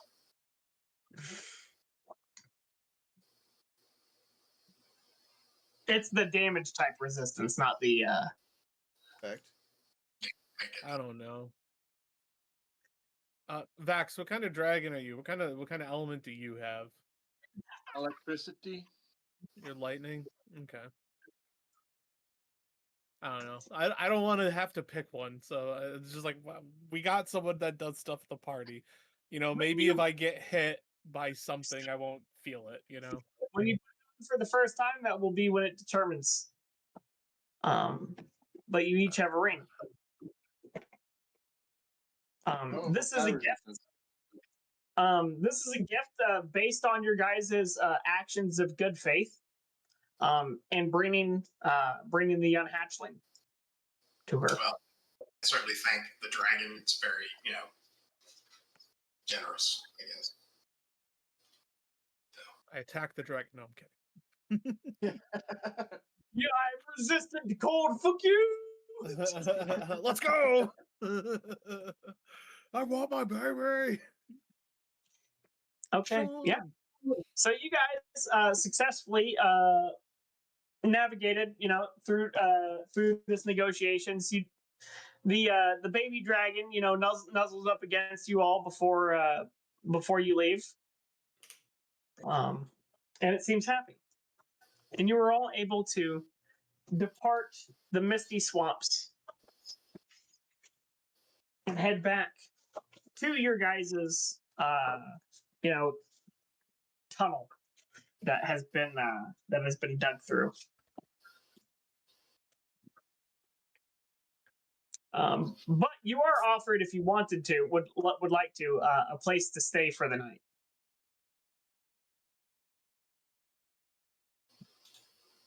I'd rather wear a pair of pork chop panties into a tiger den. So, can I choose my ring's resistance now, just because I don't want to think about it? And Absolutely, yeah. thematically, I want it to be necromantic, because if I'm aggressive against, Okay, makes sense. that's what I go for. Wait, can we do non-elemental things? So I listed 10 of them, and necrotic is one of those. So is light, so is poison. But it's just you can't do physical ones. Okay. No physical resistances. Damn, that would have been awesome for Brenner. Not gonna lie, he takes a lot of hits. Say, I would take that too if it was physical, but yeah. So necrotic would be. Yeah. So again, I'll list the options: acid, cold, fire, force, lightning, necrotic, poison, psychic, radiant, or thunder. Yeah, I'm gonna go with psychic. I can't just do straight up magic. Nope. Sure can't. There's one of each of these rings, and once been claimed, then there's only that one, or No, I think we can double up if we want to. you just okay, you decide when you put it on. Double up. If we do want to try and everyone getting a different element of some sort, I'll take a fire one. I already got fire. Oh, okay. Never mind. I won't take fire then. Fire also. Psychic. We'll take fire. Then, right? I mean, there's already 2 fires. If you want, fire's not bad because there's a lot of. It's pretty common. Out there. If pretty common. If you guys take fire, I will take lightning because I had lightning dragons. Yeah, I'll take force. There's a force ring. Yeah. Yep. Yeah. Force ring. Oh, geez. He's got the force. Even his fists are forceful. You know, this will be thematic because I'm a drow. I would like radiant resistance because bright lights bother me. I love it. That's funny. Listen, I went with psychic. Just feel like it works with her backstory. Yeah. I don't Build want up anybody. calluses from being bullied. Yeah. Your words will never hurt me. Your words will never hurt me. This does make my most words will never hurt me. Okay. Yeah. You guys can start making your way back down that tunnel if you don't want to stay for the night at this place. as the Reen has it recharged, it's just a long walk. Yeah, I say walk a rest. day and then we, It's a rest tunnel, in I'm the fine. cave and then keep on going. Unless a spellcaster has learned teleportation circle by chance. Ah. Not my thing, man. I heal He stuff. slaps his hands and starts I heal trying to stuff cast and the I spell. fire.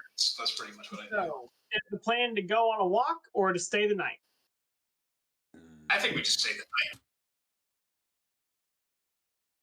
night. Then the chariot. We have two people that actively want to kill a dragon. We can walk down the road. Okay, you guys Then what's walk the into your tunnel. Secret tunnel. Secret tunnel. It's not so secret now. And you guys will get about halfway through the tunnel. With Shiro. And yes, We are, just as a side note, we're at the 2-hour mark. After you get past this cutscene, it would be a good time to take a break. yeah. You guys will be able to enjoy your long rest in the tunnel. Yay! I, for some weird reason, feel right at home. You're like, I've never been here, but it feels like my ancestors. With that being said, yeah, if now's a good time for the pause, it's a good time for the pause. Okie dokie. Music maestro. I'm working on it. Someone give me a number between 1 and 7. 7. All right, Younger's song, who's dead. Yeah. Did I delete it? Is the real question, actually. 5. 5 is between. 5 is between. You are correct. 4.58973. All right. Enough of that.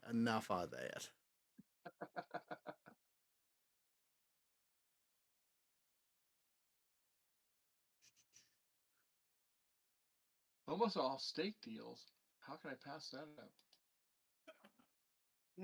Oh, no, number between 1 and 7. Pi. Look. It is. I meant whole numbers, you fool. Exactly. No, sorry, I was looking for Younger's song, but apparently I deleted it once he said he killed his character. So numbers between 1 and 6. We'll try this again. 4. Number 4. All right.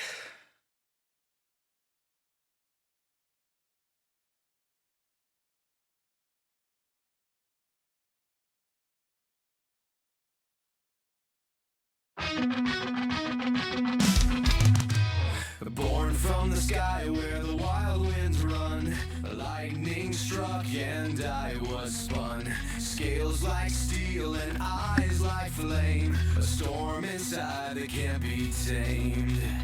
Ancient tyrants stole my past, burned my home and left me last. But the sky still knows my name, and dragons fear the storm I claim. Feel the spark inside me, hear the thunder roll, storm and fire guide me, let the vengeance take control. I breathe the storm, I call the rain, magic rising through my veins, lightning strikes at my command, wings of thunder take my stand.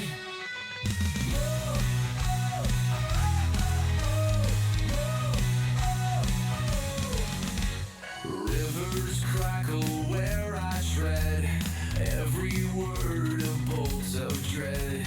The storm obeys, the dragons hide, for thunder walks here by my side. No more mercy, no more fear, skyborn wrath is drawing near.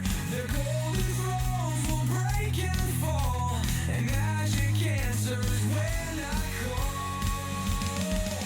Feel the spark inside me, hear the thunder roll, storm and fire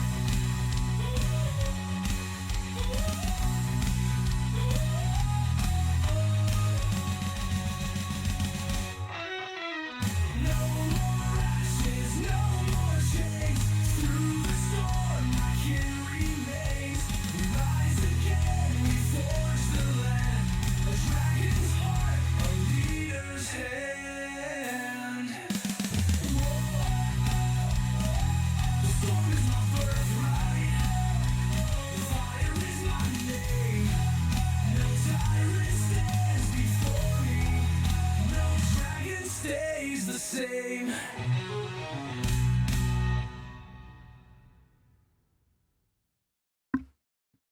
Not that you guys could see that, but I sat down right at the end of that song. It was perfect timing.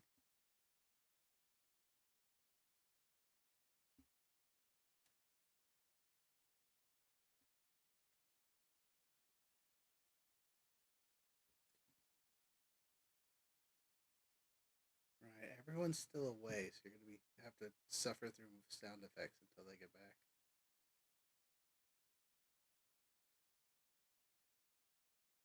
Yeah, buddy!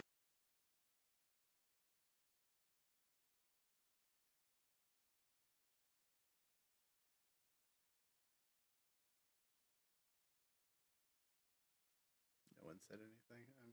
I'm concerned.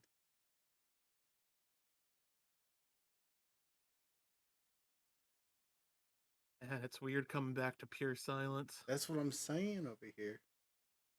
Your friends will abandon you.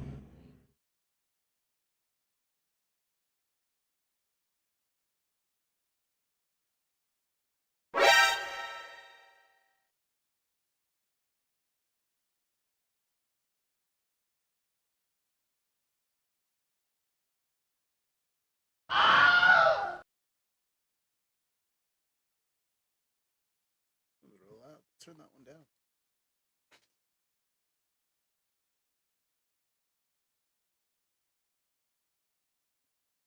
I've returned. You insignificant fuck! That's a new one. It's not, but sorry.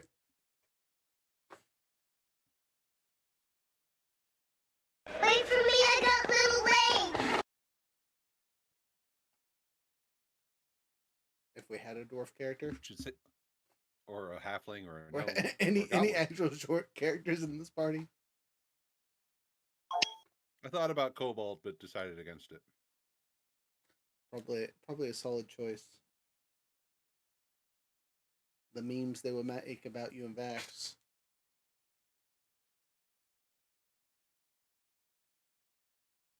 Violence is never the answer. It's the solution.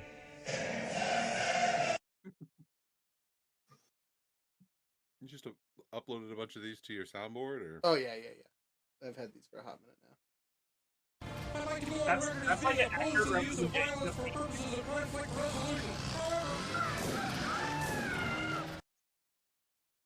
Yep.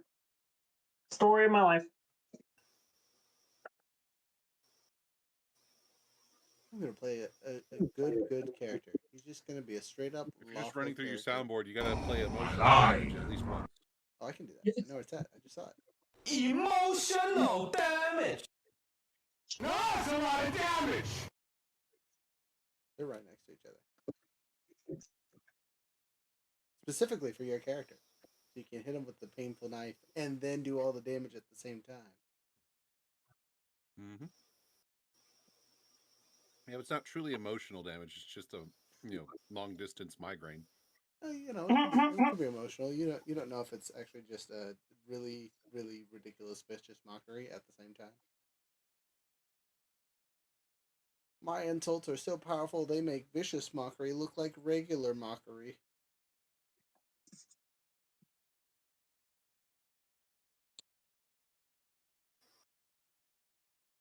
Alright, we're just waiting on. Okie dokie. Run.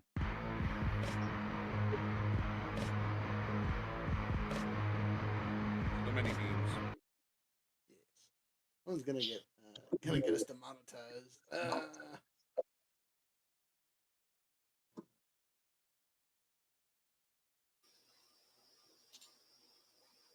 Oh. Okie dokie. I think we're still missing. We're still a missing couple sound. people. You guys still have to suffer through my soundboard till they return. I'm sorry. I have so many more too. I have been talking and I have been muted. Ah, well, Oh, no. It'd be like that. I'm sorry. Here's the loud one.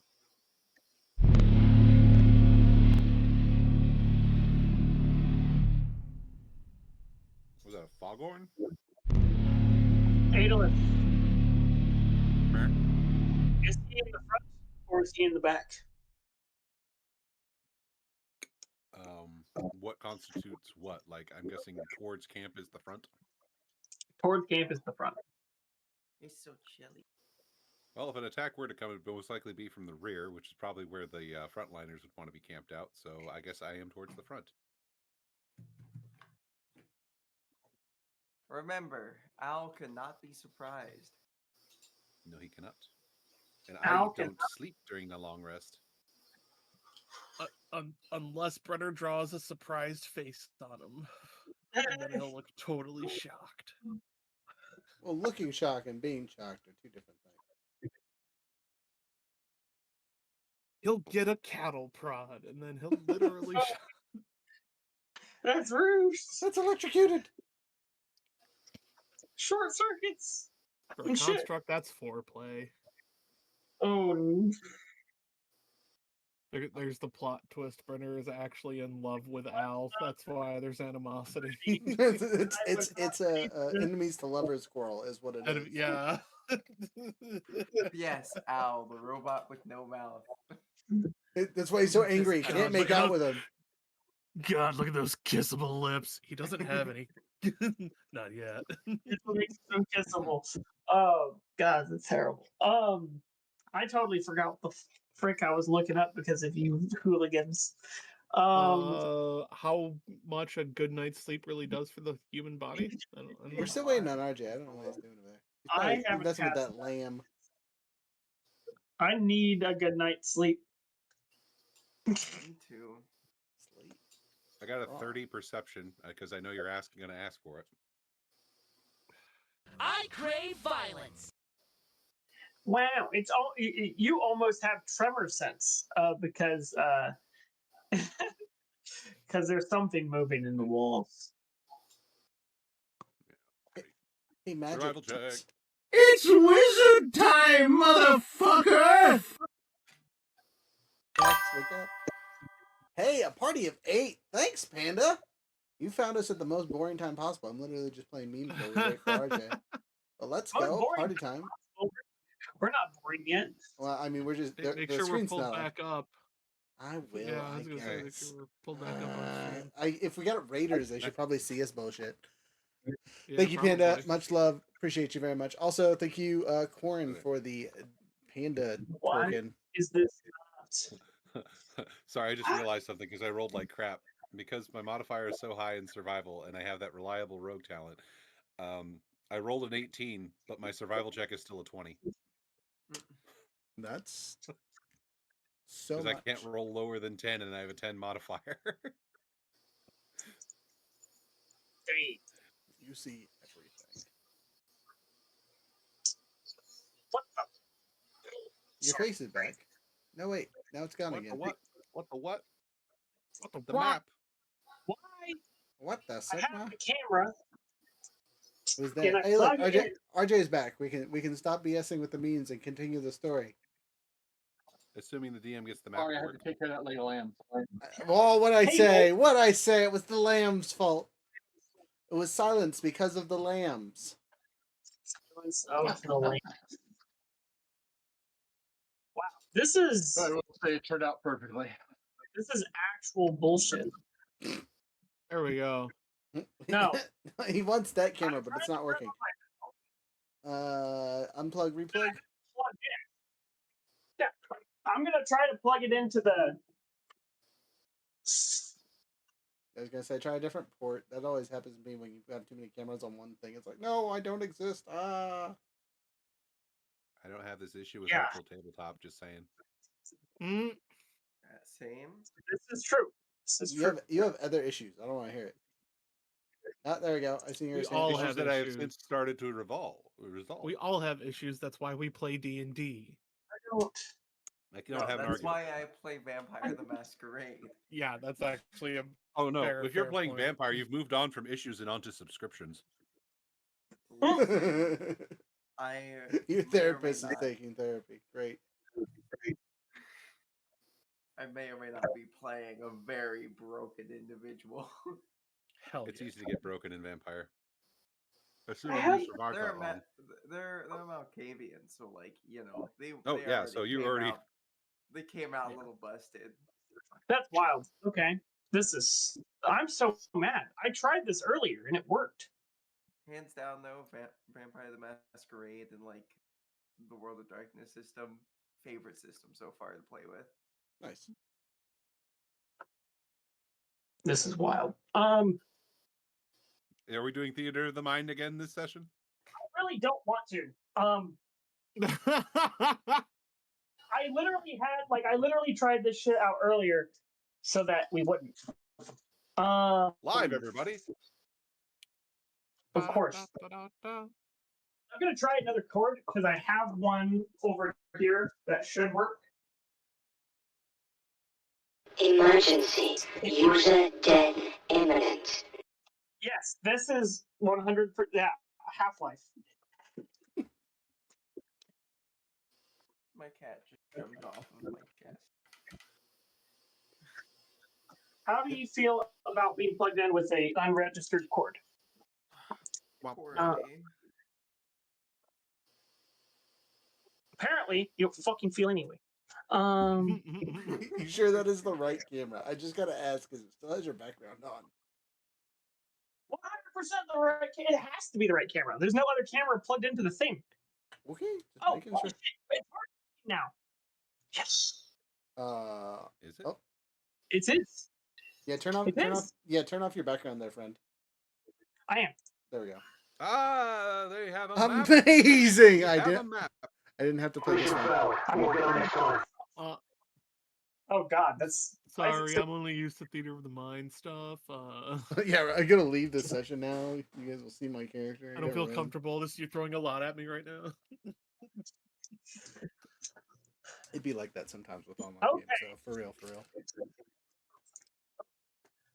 So I'll need everybody perceptions. You already got the Besides the guy who has a 30. Aeolus over here. Like I am ready. All right. What's your LIC? I rolled 2 12s plus 4, so 14 for the barbarian. 18. Which I have time out. I have a better passive perception at 15.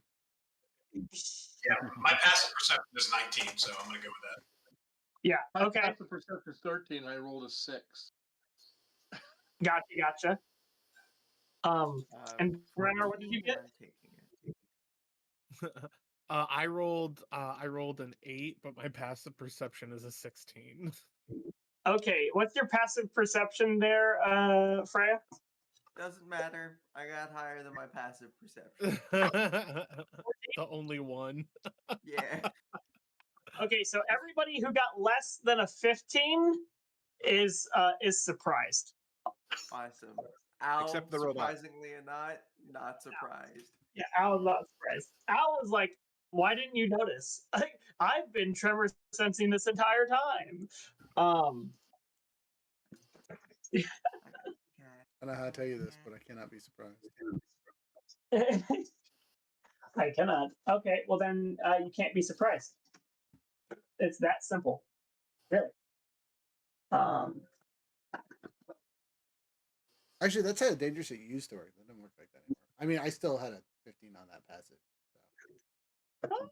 Okay, I had a token for this, but apparently it's decided to fuck off. So instead, I'm going to use. This is not a roper. Okay. No.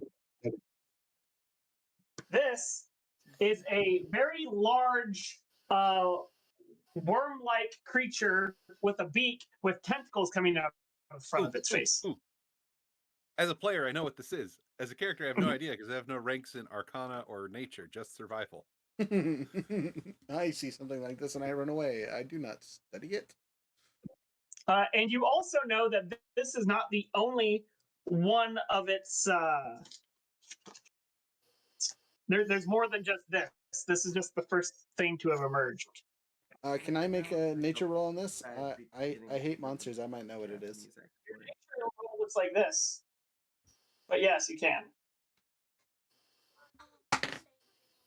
Critical. +4, 24. Wow. This is a Grick. Except What the Grick? this Grick, you would know that Gricks are typically quote unquote medium-sized creatures, and this is not a medium-sized creature. So, time out. We got thick gricks and pygmy got purple thick worms. gricks. Ridiculous. Yeah. All the Yep. worms Hold are up. giant, average sized. Where are we? So Australia? the pygmy purple worms were also kind enough to not then fight us after it was released from the spell. So, I think it was just happy to be included. I'm gonna get ready to roll initiative. Is what I'm gonna do. Yeah, I'm ready Oh whenever yes, you it is definitely initiative Initiative time. That means I roll at advantage. time. Ooh, hey, 8 and 20 with 2 different dice. So, Bad. 22 total, technically. I'm ready. Not bad, Know what this not bad. is, and I'm ready to fight for once. 12. Hold on a second. I gotta... Rely, what'd you get? Critical, but total of 22. And then was it Jasper that had the next thing? Jasper's not here. Jasper's not here. Oh. Brennan? You're in Or was it spirit. Jared? Aeolus. I got a 12. Mine's 9, if you didn't get it. Brenner got a 10. 7. Where's my We did D20? great, guys. Remember last time when we all rolled like friggin' 20s? This is kind of the opposite. Except for me. Ready to Tana, go. was yours 11? Still 9. Still 9, okay. 9. Bernard, what was yours? 10. 10.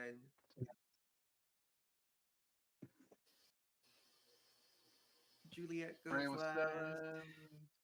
7. Juliet chooses to go last. Whether that's what you rolled or not, the player will not say. Here I go. I think that was always Here I one of my go. favorite little things, like a little homebrew rule that I haven't played with in a while. Somebody would be able to change their initiative by holding their action. I mean, that's still a thing. Yeah. Yeah, but like Not a lot of every people time do I it. see that, it always Younger, what they enemy always still end up on? back at their like where they started. Yeah.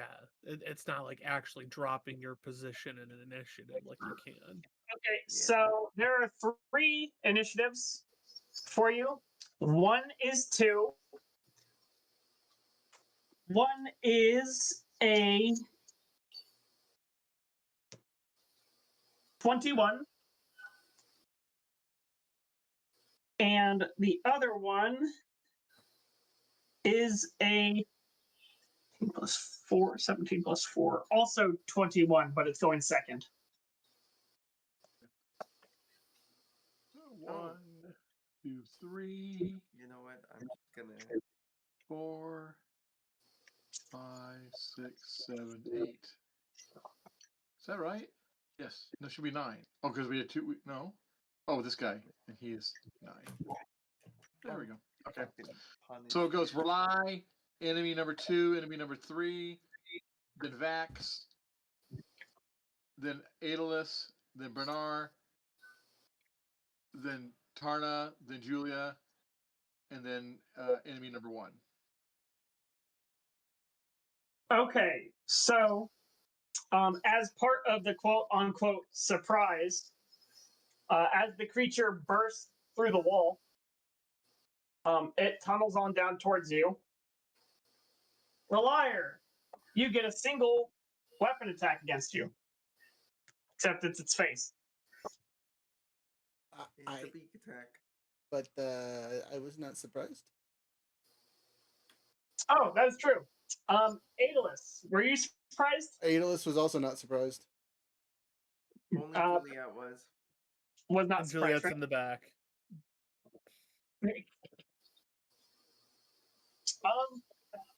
So who was surprised? Juliet. I was surprised. And Vax. Okay, Vax is within 10 feet. Vax is getting hit with as this creature is emerging like through like tunneling like from above you. and is reaching down at you. Rolled a 16 plus 7. I'm going to do a warding flare. Put it at disadvantage. A 12 plus 7, so 19. Doesn't hit. Okay, a D8, a D8, a D8, and a D8. 13 temporary hit points. For me? Yep. You take 19 points of damage plus, 19 plus 4. So 23 points of piercing damage. To who? Okay. As to you, Vex. He didn't hit me. Oh, with a 19? No, my AC is 20. Oh, I missed. As he How much swings, damage on a miss? You still get the temporary hit points, RJ. Right. I'll take them. They're on my cheat. As he swings at Vax, because I was not surprised, I'm going to go ahead and use my reaction to Sentinel and punch this thing in the face. Absolutely. Roll it. Okay. I'll punch him in the face. Yeah, that's going to be a 25 to hit. That's a hit. Not putting anything fancy on it for right now. So yeah, just gonna do D8 plus.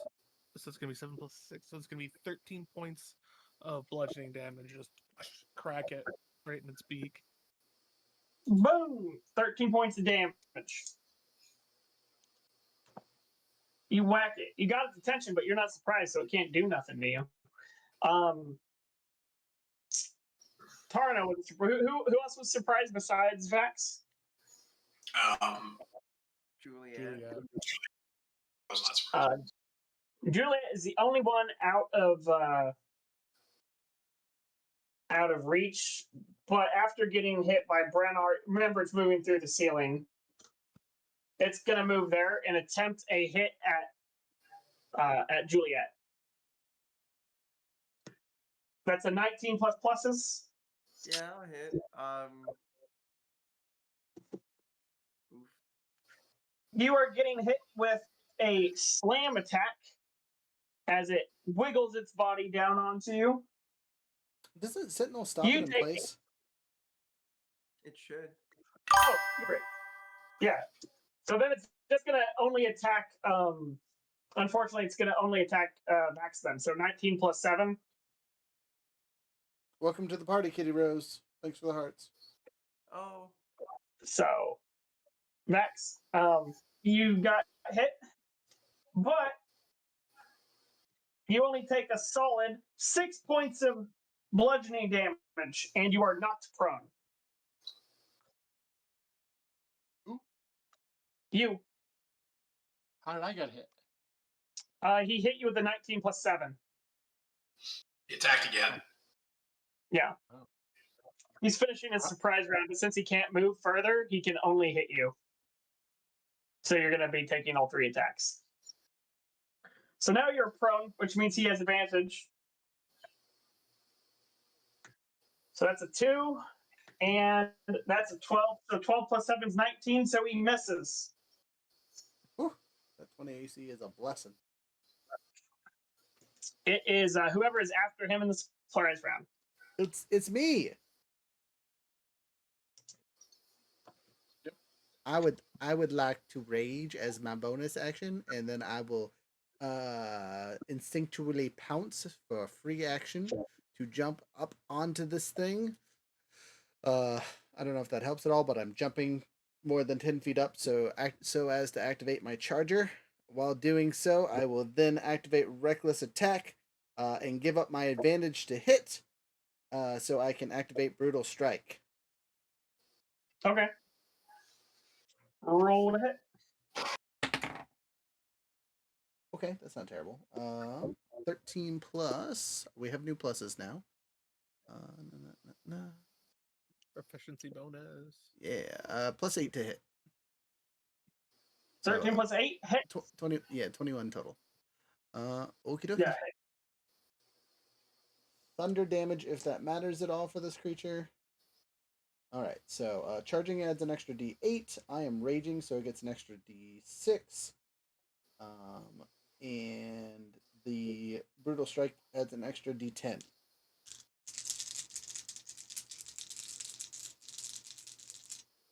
think of anything else I need to add on here. Nope, I think that's it. Besides the normal math. All right.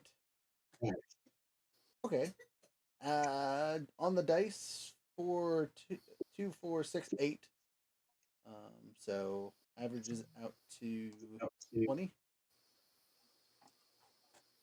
So 20 points just on the die, and then I got to do all my other fun math. Okie dokie. Yeah, sorry, give me a second here. So 6. Oh, we're up to 4 now, so 10.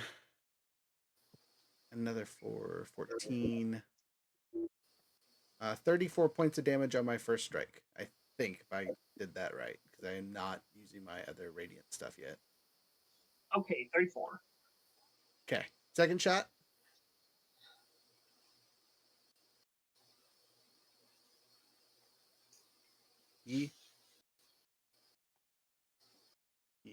I assume he doesn't have someone within cleaving distance.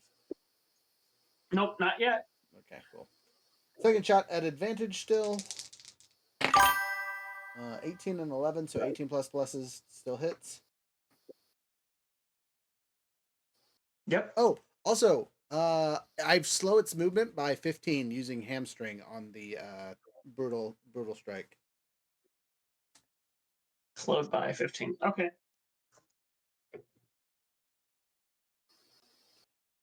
12. Charger's no longer effective. It's only that first attack. Okay, cool. Yay! 12 plus 4. Sorry, plus 6. So 18 more points of damage from my. Wait, sorry, not plus 6, plus 7. I gotta look at the right modifier here. So yeah, 21 more points of damage, and technically 1 more point from the other one. So 22. Yeah. Okay. That's 56 points of damage total. Yep. Nice. That's my 2 swings. That's all I got for now. I use my bonus action to rage, movement action to jump. Technically, I still have more movement. Can I trade that in for trying to make a grapple to hold on to this thing? No, grappling is an attack. All right. How far up did I jump to whack this guy? 10 feet or 15 feet? For the love of the gods, let's not have the grappling argument again. There's about 10 feet, as it was a miniature purple worm. Okay, well then I've done what I can, I believe. I guess I fall back to the ground and wait so it can't attack me. So I gotta stay within its striking distance. Okay. Who is next? Enemy number 2 and then enemy number 3. They're all both on 21. Okay. Well, enemy number 3 is actually this guy when it's not a surprise round. He's going to unleash all of his anger on none other than Relier. Side note, I missed one thing on both attacks. Heavy weapons master at 8 more damage for both. To both attacks, or no, just between both of them. Okay, plus 8. Okay, I have that listed now. Thank you. Sorry. So you are being targeted with a slam attack first and foremost. All right, it has advantage. Okay, so that's a 10 or a 17 plus 7. Well, I'm gonna be sad because both of those would hit me. So that's a 4 plus 4. So you take 8 points of bludgeoning damage and are knocked prone. He's then going to attempt to target you with his tentacles. But of course. So a 6 plus 7. 13 to hit? 13 misses. Okay, good for you. He's then going to try to target you with a beak attack. 16. So 16 plus 7 hits. That for sure. for show. You take a total of Ow. 15 plus 4, so 19 points of piercing damage as he bites you with his beak. I cut that down to 10, 9, 9 rounded down. Total of 13 points of damage this round for me. Okay, that is the end of its turn. Hit harder than that, you son of a gun. All right. So did number 2 go already? Okay, so the other one. Another one comes through the side of the wall, attacking Brennar. First. Hello. That's a 3 plus 7. I assume misses. Yes, that does miss. Now that was a slam. Now onto the tentacles. And 11 plus 7. Does that hit? 18. I'm gonna say that it should maybe roll this at disadvantage because I'm gonna use a luck point. Okay. That is enough to make it miss. I believe 4 plus 7. Yeah, that misses. Okay, and then it's going to attempt its final attack. 10 plus 7, 17. Armor class is 18. Hey, it sucks. Okay, that is the end of its turn. I'm not gonna let a punching bag hit me. It's just a movie punching worm. Speak for yourself. Where am I on the map, Younger? You are right here where it says Vax. When do I get to go in the surprise round? Where was your initiative? 12, but I wasn't surprised. You were not surprised. The surprise round was the first round that this guy attacked. Surprise round's over. Oh, okay. Never mind. It's regular initiative now. So who's ever after the 2 bad guys?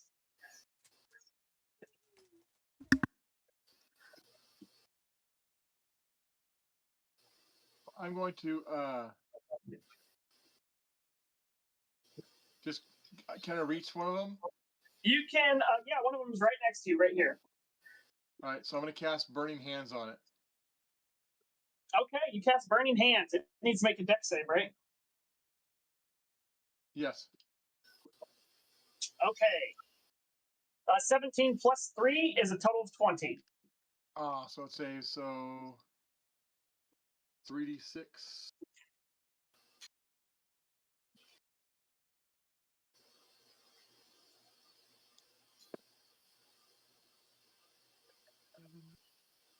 Well, so 6 points of damage.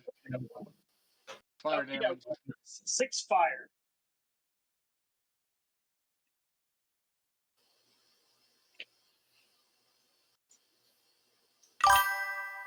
Bam. You singe its wormed hide.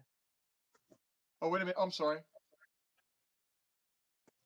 Why is it? Why? Oh, because no, it's a first level. Why does it say 5d6 fire damage? Depends on level you originally, cast it never mind. at. Originally, I clicked on it was a 3rd level. It was fine. I'm doing it first level.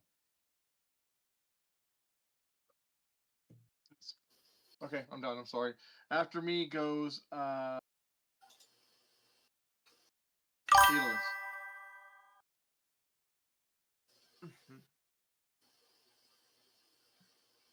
Okay, so. You're right here. Yep, stuck between a rock and a tentacled place. Okay, so. These videos tend to be like there's that. One. So the one next to Reliar that Reliar was fighting has taken some damage, right? This one has, and this one has. But the one Reliar's fighting took more damage, yes? Yeah. Okay, so first, bonus action. Hex. And what ability score should I give a disadvantage on, guys? I'll let you pick. Strength. Wisdom. Got 2 votes It's for strength. checks, 1 vote. right? It's checks. It's not saves. Yeah, it's just checks, not saves. So strength, dexterity, Or those are checks. usually. Yeah, Strength. I would say strength is usually a good one. I got 2 votes for strength, 1 for wisdom. No, you could. If it's not a save, it doesn't matter to me. So whatever Right, you want. okay. All right, so we are going with strength checks. I'm guessing so that Brenner can grapple it easier later. Relier probably be better at it. Relier. Relier All right, is so gonna it's been grab it, but hexed. using it like a baseball bat. Okay, it's been hexed. I'm going But to the be important aware part is of that means it's going to door. take extra damage if I hit it. And I'm right here. I might as well just stab it with the soul knife. It's the same modifier either way. Woohoo! Ah, I love it. 19 on the die. So that's a 26 to hit. 26 will most assuredly hit the worm. Let's see. That You is beat the punching bag. 5d6 sneak attack, 1d6 from the base weapon, and then 1d6 necrotic damage. Here we go. All ones. No, not quite. That's my It's not luck. it's not the most fantastic roll in the world, but so. So 15, 19, 21, 22, 23. So 23 psychic damage and 2 necrotic damage for a total of 25 damage. Okay. Nice. You guys have broken 100-point threshold so far. Damn. And then let's see. I use my bonus action, so I can't disengage in any form or shape. So I guess I will just, I know I get no mechanical benefit from it, but I will maneuver to flank this thing with Relier. Yeah. Okay. You're moving right here? Yeah, just to flank the thing, just so we can try to pin it down. This one's going to take a reaction to try to hit you with an opportunity attack. Ah, dang it. Dang it. So that's a 17 You even asked me to confirm, and I did. So yeah, I'll take shield spell. Wait, yes, I have my reaction still. So shield spell, my AC is 20. Okay, ding. You are able to successfully avoid getting wiggled. I don't want to be wiggled or wobbled. Not the Ruggles. That's my turn. Dump damage and remaneuver. That's pretty much the rogue's repertoire there. Okay, good. Perfectly.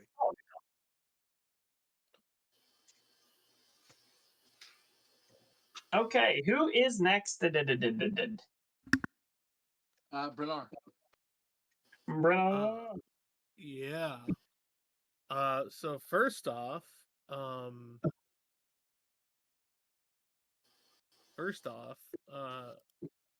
Brenner. Actually, I have some movement I can do here. Yeah, Brenner is going to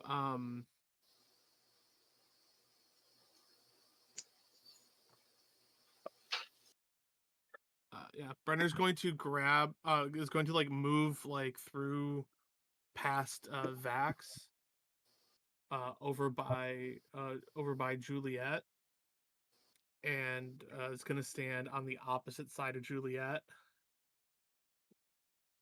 Right there. Right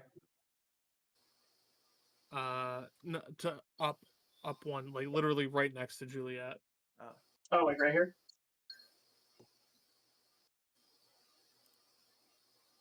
I was watching on the stream. Hold on. Yeah. Is to attempt to hit you with an opportunity attack. Sure. That's a total of 14, so misses. All right, perfect. Brenner is going to then going to take Juliet and go, wait, nope, you over here, and is going to use bait and switch, and that adds another 5 to my armor class, so I now have a 23 armor class. Nice. And then I'm going to step forward and I'm gonna look at her and say, "It's not gonna swing. Get away." And then I'm gonna start punching it. Okay. Roll to hit. First one's gonna be 24 to hit, It hits. and I need it to give me a Wisdom saving throw, please. Oh, what's wisdom? DC 16. That's a failure on its part. Okay, so first off, it takes 15 points of bludgeoning damage. It gets conked in the face. It also has disadvantage on attacks against people other than me. Oof. Okay. So I'm gonna punch it again. That's a 25 to hit. That's a hit. Awesome. Don't really have anything else that I can add to it to punch punch harder on this one. I've already made it focus on me.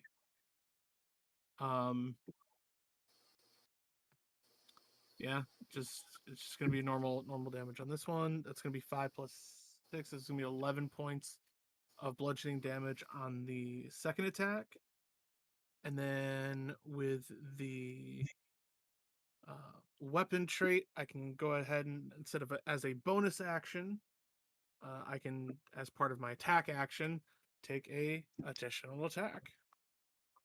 It's gonna be another 25. Okay. And yeah, there's really nothing I can use for any additional maneuvers. It's not holding anything, right? Not currently. Nope. Okay. All right. Well, in that case, yeah, just takes the normal damage. That's going to be 13 points of bludgeoning damage on the third strike. So you dealt 15, 25, and 13? Huh? No. No,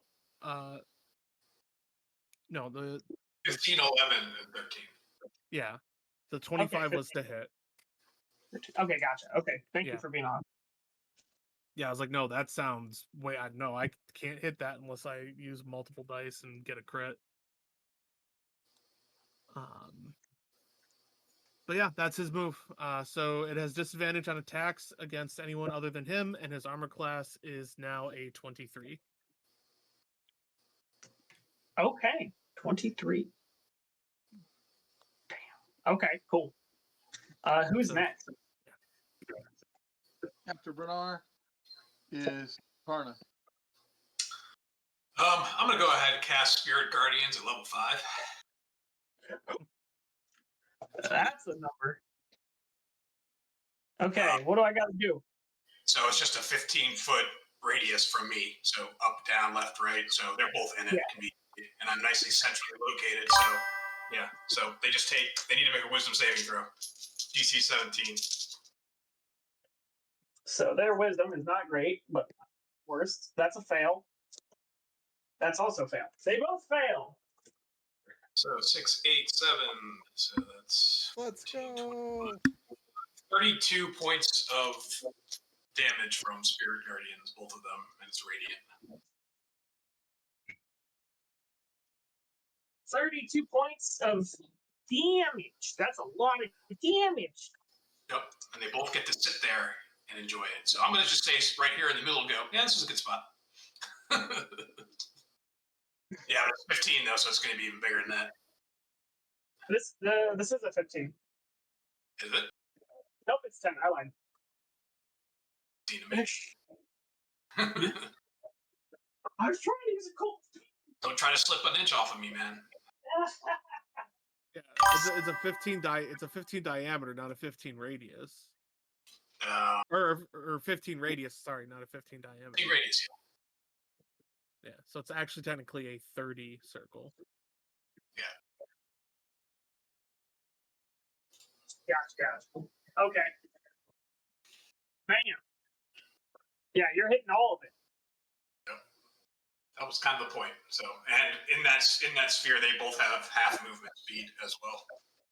Oh, so one of them really can't move now. I was gonna say one of them is stuck, ain't moving nowhere. Atarna, what does your Spirit Guardians look like again? like, I mean, they're radiant, so they're going to be just little light motes, little light fairies, pixies, things like that. Also, side question: why did I get moved? Because I'm stupid. That's not nice. Don't you talk about my friend that way. Yeah, right? Yeah. Only I get to shit talk you like that. I'll Take be my next job. to Brenner. You're taking my job. Al should be next to Brenner. Al is next to Brennar because they changed spaces. Yes. That's it. That's all I got. That's a lot. No bonus actions, no movement. I'm happy where I'm at.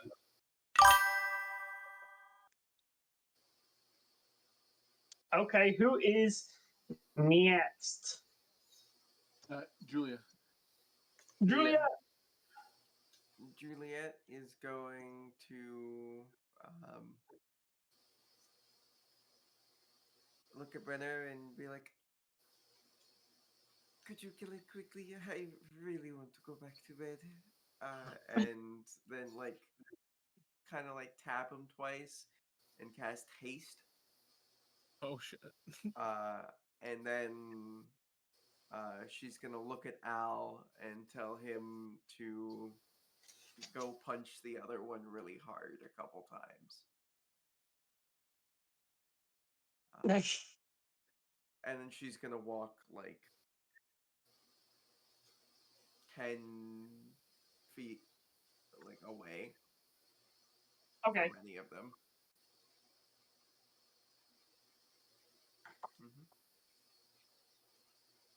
Step back.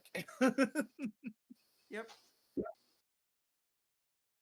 And Al gets to do some punchies now. Brenner's on some Monster Energy drinks, punching stuff. Call him Kyle. 22 to hit. 22 will hit. Awesome. So that's 11 on the first, but we will be doing a new thing. We're going to be using Arcane Jolt, and it's going to be an extra 2d6 added to the damage. Heck yeah. So 20 points of force damage with one hit, and then 19 to hit. That hits. All right. And that is another 8 points of damage. That's rude, dude. You guys are rude. Brenner's eyes go wide at seeing the voltage, and he just whips around and looks at you and goes, "When did you install that? We fight. We spar. I didn't know that was a thing." It was recent. Don't worry about it. I can also get him to heal from a distance now, too.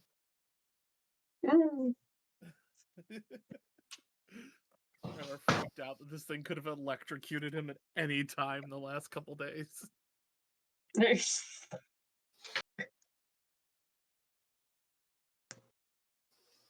Okie dokie. Who is next?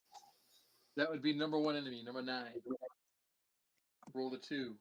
Bum, bum, bum. Okay. Out from the hole of where this one came from over here, an emanation of something comes out. I need everybody to make a wisdom saving throw. How dare you? How dare you, sir? Also, me? side note, I've decided to mute the chat because I Juliet. can't figure out how to do volume, so I won't be paying attention to what people say. Okay, so Hopefully not it's louder Juliet. than 30. So, you got 3? 30. Oh, 30? Oh, jeez. that. 19 total. 18 total. 11. What type of effect is this? It's a wisdom save. Okay. So who got? Sometimes that stuff matters because some people have advantage against certain effects. Like me with the elven thing, I have advantage against being charmed. So I'm sure that's why that question was asked. This is not Yeah, a the Steel charm. Defender. Okay, cool. Uh, Al got a nat 20 though, so good for Al. Okay. So anybody who got a 14, less than a 14, I'm spending a luck fail. point here.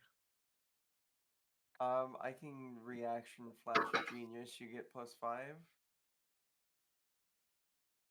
Yeah, you're actually the only person who can do this. That. Was that for me? Yeah, would that put you over? The flash of genius would put me at, hold on, math is mathing, would put me at 15. Yes, that would put you over, correct? I think so. Flash of genius, congratulations. Too much Okay, knowledge. Vax, what was yours? 17. Okay, so I believe the only person unfortunately affected is Aeolus, right? Yep. So I got 11. roll me a d8. Oh boy. 1. Okay. The best time to get a 1. So Should I just start rolling up that bard now? you cannot take reactions until the start of this creature's next turn. Also, your next turn, you can do nothing. So I've been stunned. Yeah. Wait, I've been stunned. A familiar face appears. Look how cute it is. It's an Umber Hulk. It is. And it is going to try to eat you. That's familiar? Okay. How is that familiar? I didn't grow up in the Underdark. I was raised in a surface orphanage in the capital. Is this your uncle? Yes, it's my Uncle Hulk. That's a 23 to hit. Umber Hulk Hogan. 17 plus. Yeah, brother. That's 25 to hit. When you come down to the Underdark. A 25 and a 15. And another 17 plus another 25. So 2 25s. So at least 2 hits. The 15 will be reliant on the stunned condition there. You weren't under the effect of shield, were you? I was. It lasts for the whole turn until my next turn. So I'm also going to cast a warding flare on one of those hits as a reaction. So that one becomes. So it's at disadvantage. So you gotta. Yeah, if I am stunned, I'm like fully incapacitated. So a 16 plus 8. So 24, right? So that misses. I'm pretty well. If we're just using my base AC again, if I'm stunned, I'm completely incapacitated. So. So you are not under the effect of quote unquote stun. You just can't do anything on your next turn.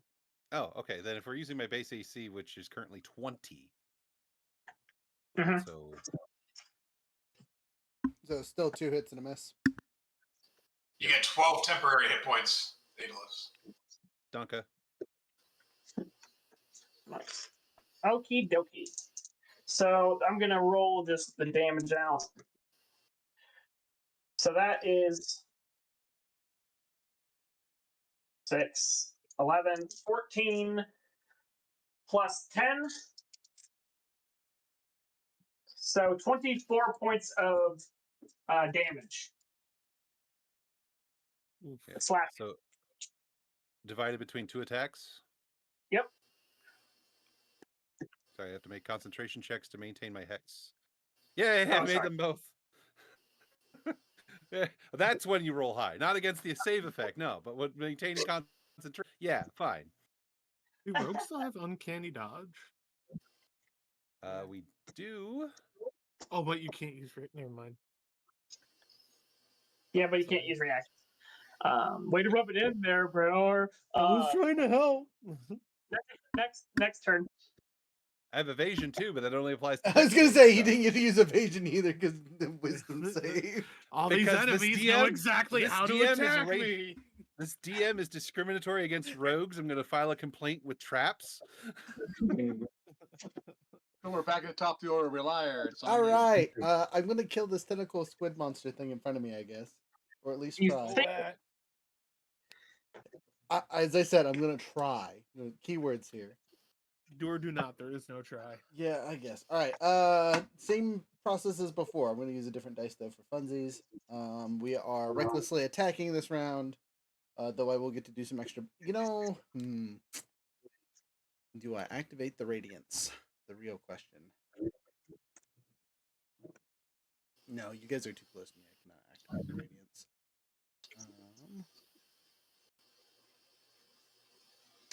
But your boy can move to where I can hit both of these guys. So with my movement before my attacks, I'm gonna get right next to my friend Aeolus and swacky both of these things and just kind of bounce back and forth using my shenanigans.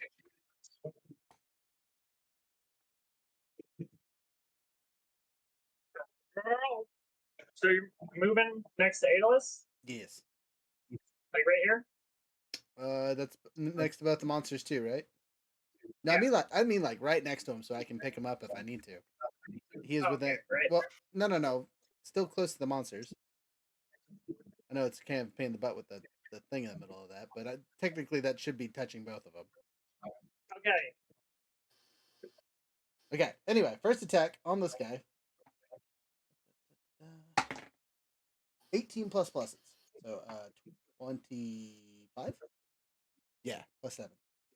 That hits. Nope, live Which one? plus 8. Numerals or the word? I'm gonna finish off the one that is hurt, hopefully.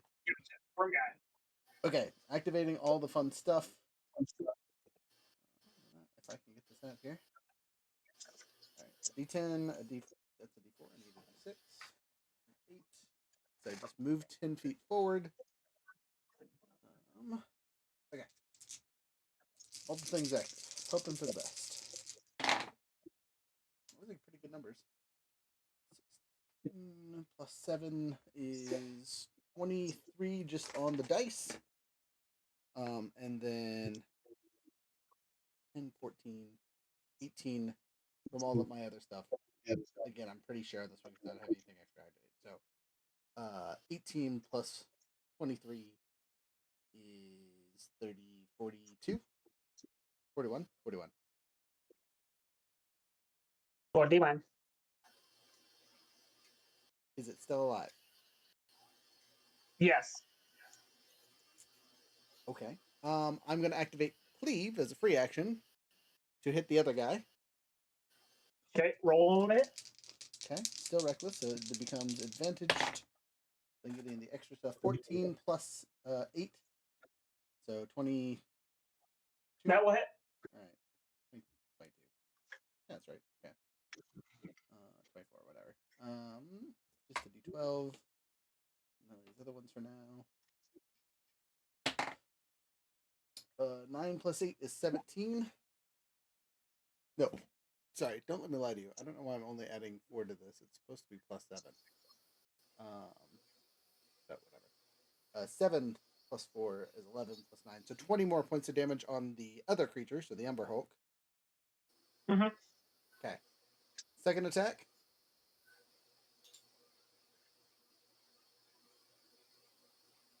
On the Squid Monster of Doom.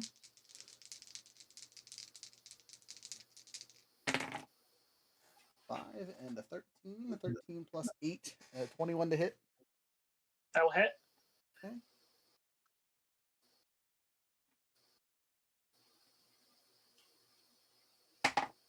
Ooh, 11. Nice. 11 plus 7 plus 4.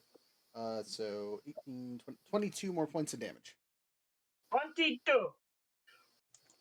You whack into this thing. It is definitely far past bloodied. It is on its almost on its belly. Okay. Well, I was hoping that would kill it so I could activate heal. It did not, though.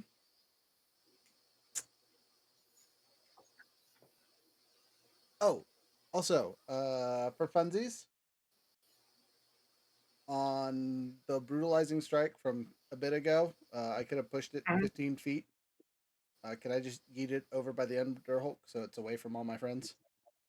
Don't throw it out the spirit guardians.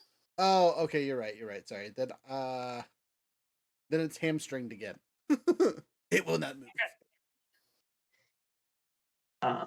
It okay, yeah. You stay there. Yeah, you don't get to move. All right, and then let me look at my bonus actions that might actually be helpful.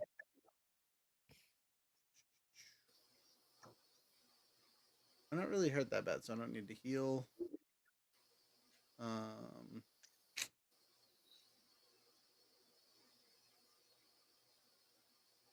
Well, dang, I guess I should have activated my radiance to do extra damage, but I didn't. Oh wait, that's a regular action anyway, so it doesn't matter. No bonus action for me this round apparently. I'll cry about it later. Okie dokie. After Relier is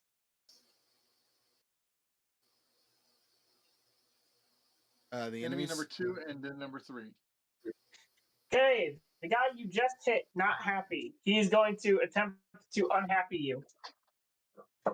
Advantage, right? Because you did reckless. Correct. Yes. Starting with a slam attack. So that's an 8 plus 8. I assume misses 16. Yeah, roll your second roll anyway. So he missed, right? 16 hits me, but I thought he only had a plus 7 to hit. You take a solid 8 points of bludgeoning damage, and you are knocked prone. Again with the prone. He then tries to grapple you with his tentacles. So that's a 5 plus 8, probably misses with a 13. But an 18 plus hits. That is unfortunately true. Al is next to him, Yep. so Al is next to this guy, yes. Yeah, and that's the guy that's attacking, correct? Yep. Awesome. Al's going to use their reaction to deflect attack. So that last one, they have to roll disadvantage. So Okay. That's a 14 plus 8. So 14. But if it was a disadvantage roll, just you should have taken the first number, which would have missed. Yeah. The first number still hit you. No, the first number did not. Not on the grapple. On the other attack, it did. But the grapple. I would say that is true, except for the fact of it was done. This was done after the 2 rolls had been made. Like it was like advantage, and I rolled the advantage, and then you're like, I impose disadvantage, right? Right. So if it had been stated before, I rolled the advantage, right? Right, because you could have rolled dice at the same time. Yeah. So, like, do you want to give him disadvantage on the next attack? I just gave it a chance to miss. That's all I did. I just I rolled. It's whatever. We're good. We can just keep it moving. It ain't that big of a deal. I have no problem with the outcome. Okay, and then the third attack. But you are now grappled. There, Relier. You also take damage. You 3. You take 3 plus 4, so you take 7 points of slashing damage as its tentacles wrap around you. Okay. And then a final attack, which is at advantage unless disadvantage is imposed on it, is a beak. First roll, 9 plus 8, so 17. That hits. Yeah, so 17, which hits. That is 48. 4.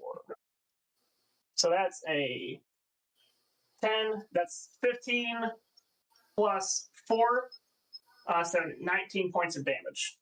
Oof. Okay, so I just took 20. 1 after cutting everything down, if I did the math right on that.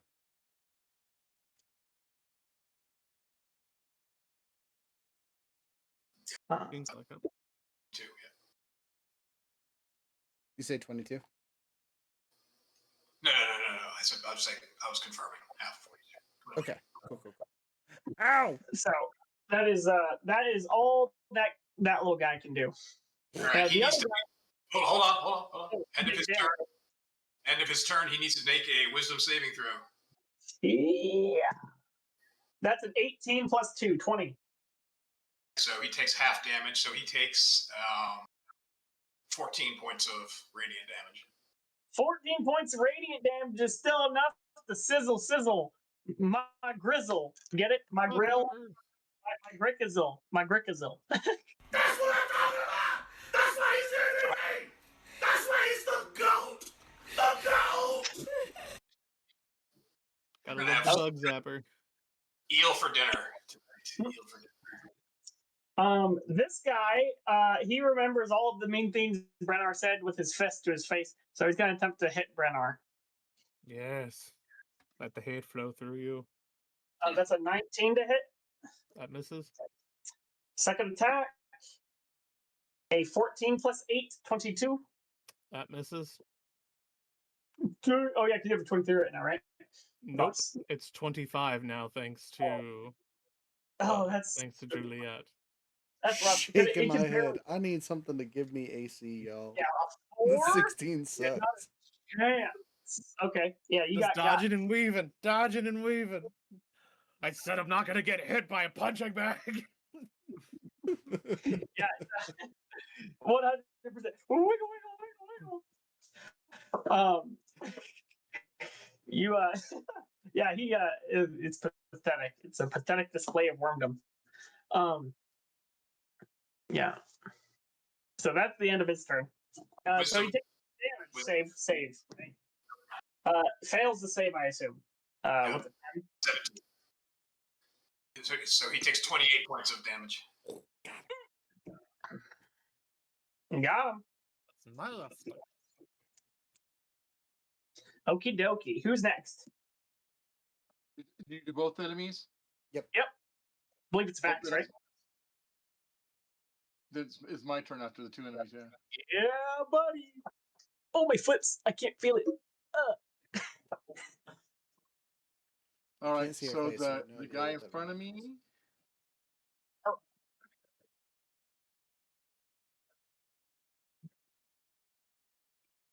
The guy right in front of me, I'm going to cast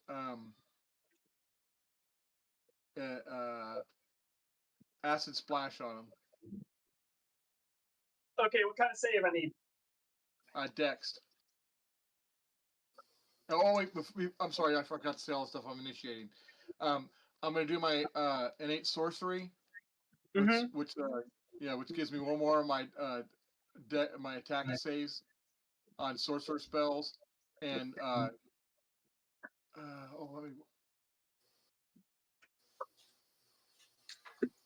okay. And then I roll an advantage when I have to roll to hit, but otherwise the spell DC just increases by 1. Oh, that's nice. I didn't even know it was a new feature. Cool. Yeah. And I get a bonus action. So what's your spell save DC? 18. Yeah, so he fails miserably with a critical failure. So max damage and roll the dice 1 set. Nice. So a total of 18 points of damage, and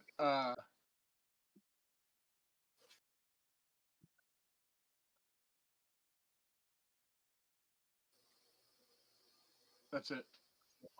So that's the maximum damage plus what you rolled? Yes. Okay. 18. 18. Yeah. Nice. Good hit. It's a cantrip. It's not bad for a cantrip. Not bad at all. It was killer. Okay. Does anybody want Dragon's Breath? Not me. I'd say me, but I'm raging. I don't think it works on barbarians when they're angry. Give it to Al. Yeah. Oh my give god. it to Al. Dude. Al doesn't have a mouth. We established this earlier. Doesn't mean he does. It doesn't mean he doesn't have the exhaust port. He bends over. Boom. Fireball. More inappropriate. Someone It's had actually tacos last night. right. I was gonna say green dragon breath. It's acid splash for sure. I'm like, you know, toilet 2 hours. Analyst is after me. All right. So what can I do? You said I don't get my reactions and I can't take actions? It says verbatim, the target does nothing. Does nothing. Oh, you hit me with a confusion spell. Yes. Ah, okay, truckers. okay. All right, well then I stand there like a paladin, except I'm not a paladin, which is why all of this is so confusing. I'm sorry. It happens. It's a spell. I failed the save. Yeah, I was hoping because other you people. target every single save except the ones I'm good at. I targeted everyone. Okay. I'm actually not mad because taking out the burst damage dude is actually a solid tactic. So, Okay. he did almost 30 damage. We need to lock him down. Who's next? We have a lot of single burst damage Analyst here. should be next. What? Did Analyst just go? Yeah. Yeah. Okay, so after Unfortunately. Analyst is Brennar. All right, Brenner hopped up on pixie sticks. Say you get to hit another attack now. Yeah, I get so many attacks. I don't know what to do with all these attacks. I'm got gonna so start many using them, I attacks. guess. I got so many attacks, Johnny. So many. It's gonna be a 23 to hit on the first attack. You hit. You know what? I'm gonna go ahead and use a luck point here on the next one. I don't think you need to. You could. I might not. I don't know. Ooh. It's a good thing I did. That's a dirty 20 to hit Solid. on the second one. So Kitty, to answer your question, from left to right, starting with Brennar. Brennar is a fighter that only uses his fists. Next to him is our cleric. Next to him is our rogue who likes to pretend to be a ranger. Next to him is our sorcerer, and next to them is our artificer. And then I am running around as a barbarian. I would like to argue the peacemaker argument for me and Rangers. I'm you, but better. I'm not even arguing. Like psionic rogues are high tier good. So for those first two hits, that's going to be nice. It's going to be 14 plus 12 for 26 points of damage on the first two hits. Yep. And then as part of the attack action, I get to make another attack instead of as a bonus action. Love that friggin' weapon mastery. And then I'm going to do my hasted attack as well. The lowest one's an 18. That hits. All right, so I'm going to need a wisdom save. As I'm going to attempt to goad it. 18. How much? 18. 18, so yeah, that succeeds on the first one. It takes 12 points of damage, and I need another wisdom save, please. DC 16. That's much a better. 17 total. The 17 also saves. But it still takes another 13, 19 points of bludgeoning damage. Is this thing still up? It is still up. Okay, awesome. Action surge. Juliet said she wanted this thing dead. Do it Brenner's gonna make it dead. Go ahead. And natural 20. Let's go. We're gonna put some oomph on this. That's max damage. Plus whatever you roll. So we're adding a superiority dice. We're going to use my last superiority dice on here. And this time I'm just going to... Yeah, we'll keep it with the goading. Why not? It hasn't been lucky this turn, but we'll keep it with the goading. It fails. It's goated. It is goated. Bah. All right, so it's gonna take. Ooh, not crazy on that first damage.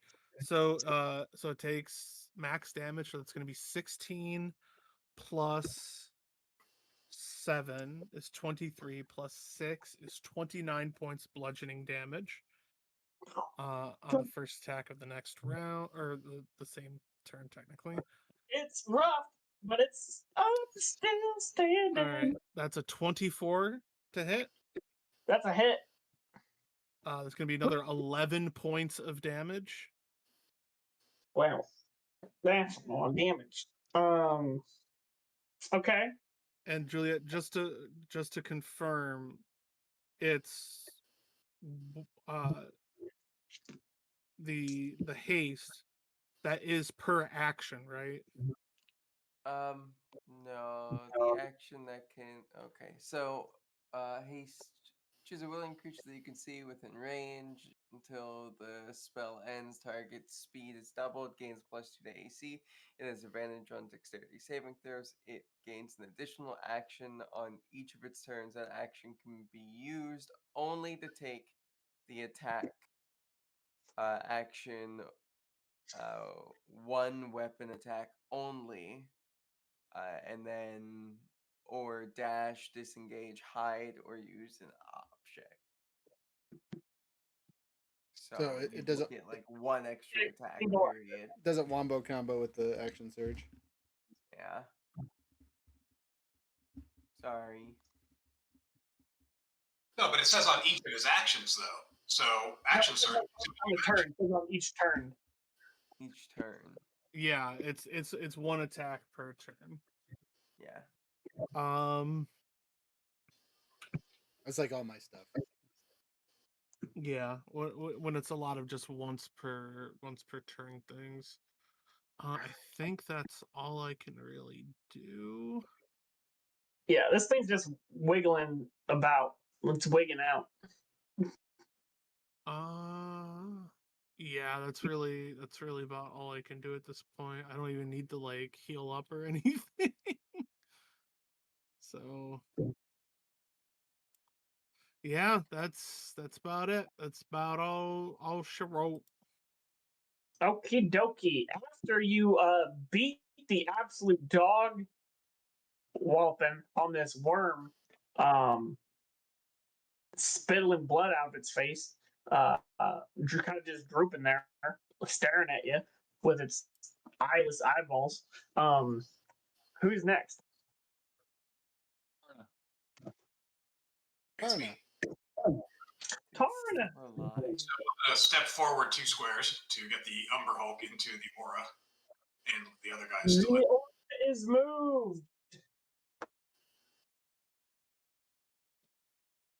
One more. One more. Both be in it. 3 squares, every direction. Everyone's in it. Okay. Everyone but the the Umber Hulk gets to make a Wisdom saving throw. Little did you know, Umber Hulks have plus 27 to their AC. For their wisdom. I was like, it doesn't matter because it's a wisdom save. That's a 19. All right. Well, he saves, but he takes half damage. So 22. So he takes 11 points. 11 points of damage. And I'm gonna cast Scorching Ray at 4th level, so that gives me 5 rays. So I'm gonna target 1 ray at the guy who's circling the drain and 4 at the other guy. Okay. Let's see if you get him. So the circling the drain guy, I rolled a 19 plus 9 to 28. I assume that's gonna hit. This guy? Yep. Yeah, it hits. Roll that damage. 11 points of damage.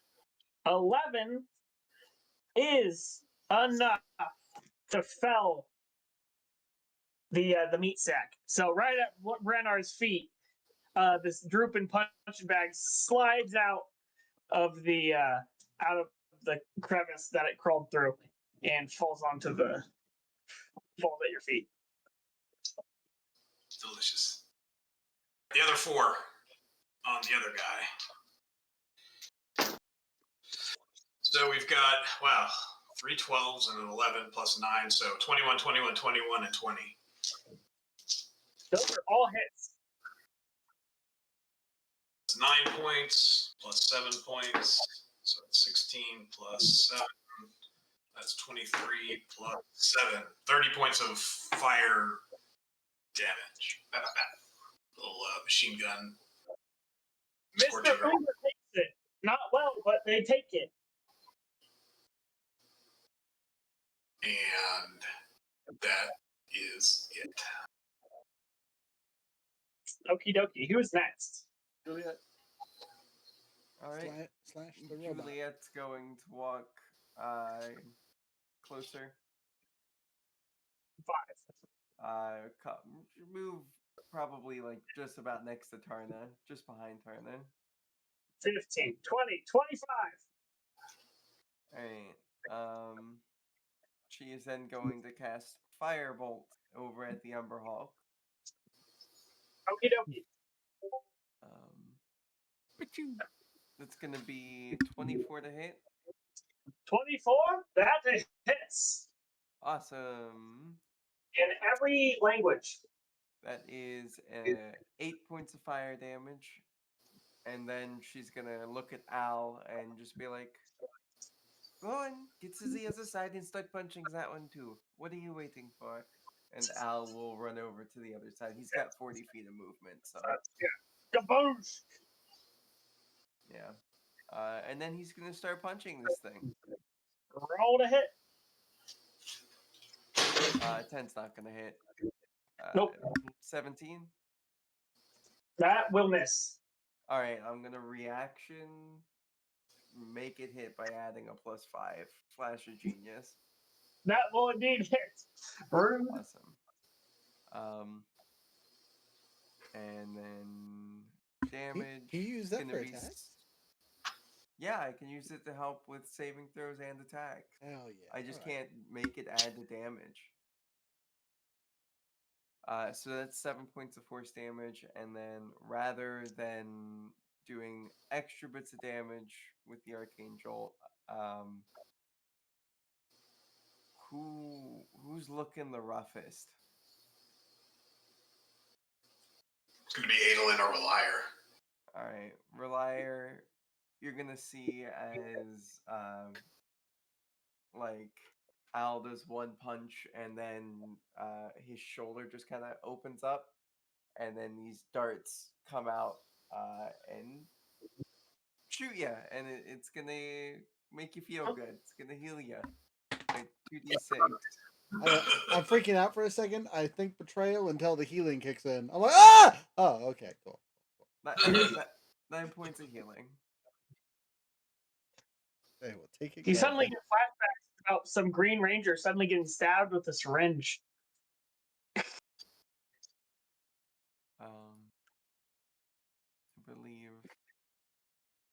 Yep, just 2d6 and that's it. Yep. All right. And that is the end of our turn. In line with enemy number 1 that rolled a 2. Ah, yes. All of you, make a wisdom save. God dang it. 29. God fucking damn it. Hey, I'll take that. 16 total. Okay. 21. Okay. 15. Oof. That's a 10. Hey, what about Brennan? Is he in the range? Yeah. Well, I'm going to go ahead and use one of my cool new features called Indomitable, because I just rolled a natural 1. If you fail a saving throw, you can re-roll it with a +9 bonus. You must use the... Plus your level. Yeah. Nice. Yeah. It's incredible. Oh, that's so much better. That's 13 plus 9 for a 22. This is going to be Indomitable, folks. laugh. Okay, I hate all of you, by the way.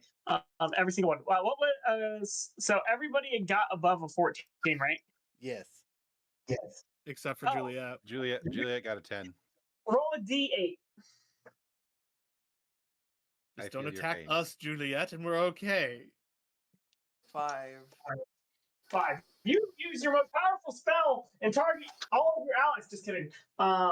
You take no action, bonus action, and you use all of your movements to dun dun dun.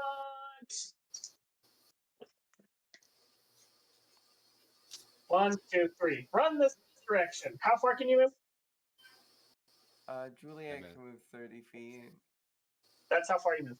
Okay, so I'm back where I started. More importantly, what was the first thing you said? It says you take no action or bonus action, and you use all of your movement in a random direction. Oh, okay. So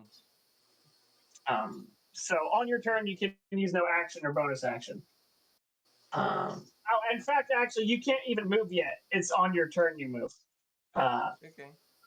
I But get my reaction back. That's all that matters. this creature is going to use its primary action to be like, "Yo, f this." He's jumping back into his hole. He's like, "This is not what I signed up for. I was chasing some worms." So he's going to try to jump up. Rely. Aos.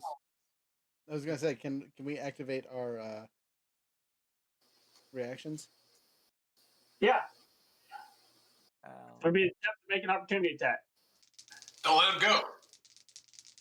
I get to make mine, right? Give him a hug. It's his turn, so yeah. Does Al get to take one? Yep. 16, If Al has reaction, 16 plus 8 to hit. that hits. 19. I got a 19. Okay. Does that hit? Yep. I'm re-rolling that dice using Savage Attacker. I rolled a 1. Oh, a 2! Hey, I want to use Great Weapon Master on that one, because F that noise. Hey, guess who didn't get a regular attack on his turn and still has his sneak attack for the round? Let's go. Sneak attack on anyone's round. And then the Hex, because I never lost concentration. This, yeah. So. Might him.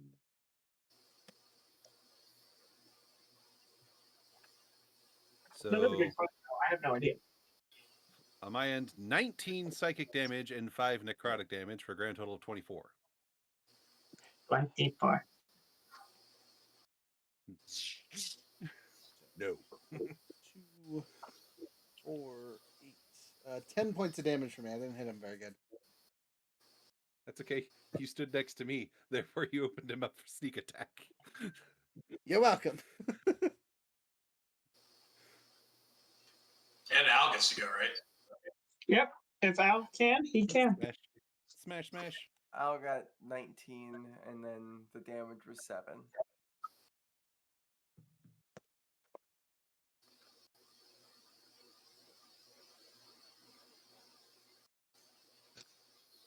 Are the constructs still force damage on their attacks?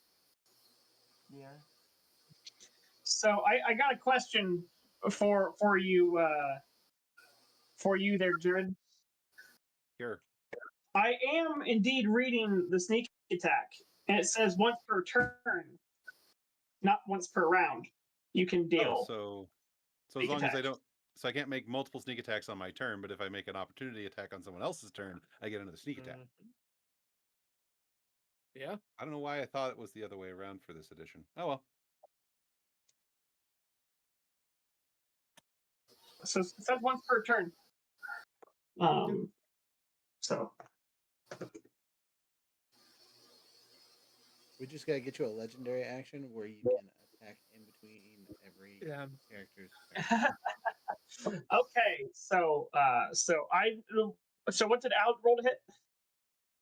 Al rolled a 19. That's a hit. How much damage was that? They dealt 7 force damage. 7. Okay, I'm gonna actually use my calculator real quick. You guys are dealing some damage here. 20 plus. 30 plus. I don't think I'm able to do the thing. 10 plus 7. Okay.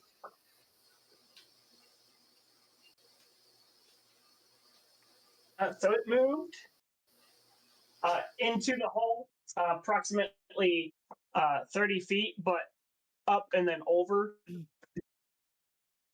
I was gonna arcane jolt as well, if that's all right. Absolutely, do that extra damage. Okay. Sorry, I had to read that. No, you're good. You're good. That's another 10 points of force. 10 points of force is at the total.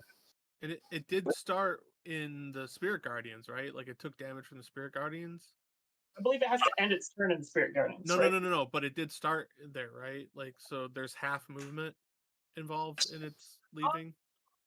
Yes. Okay, that is important. Okay, so yeah, you guys can all still see this thing in the ceiling. Yeah, and my spirit guardians emanates all around, up and down too. So yeah, so it is still.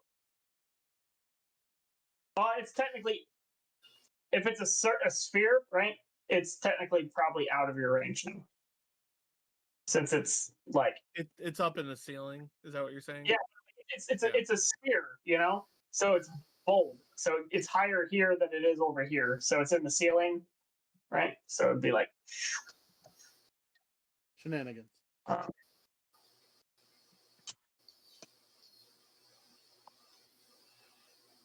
It's my turn.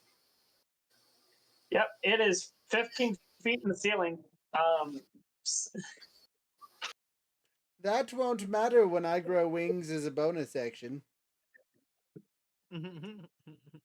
Toot, I'm a bird, motherfucker. you How wide are your wings, puny human? Wide enough for any nefarious purposes.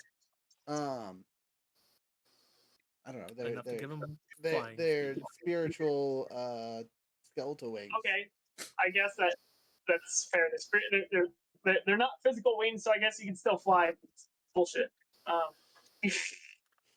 They're really The just bullshit is all these bad guys running away. Fucking fight us, motherfuckers. Anyway, I'm attacking him, and he's gonna have a bad day. Because I also get extra damage from the thing. I'm gonna give up my reckless bonus to see if I can do extra damage on this one. And since he's 15 feet up, that means I move more than 10 feet to get him. So I get to add the charging attack on this hit if it hits.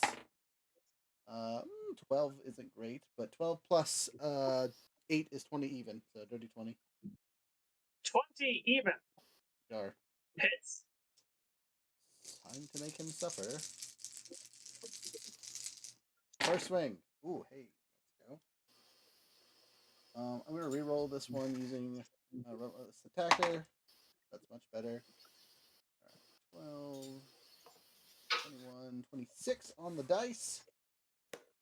And it would be 18, but I get an extra plus 4 now, plus 2 now. Let me look to make sure. From my cool new form. Should be plus 4 because it's the same as everything else that gets my bonuses.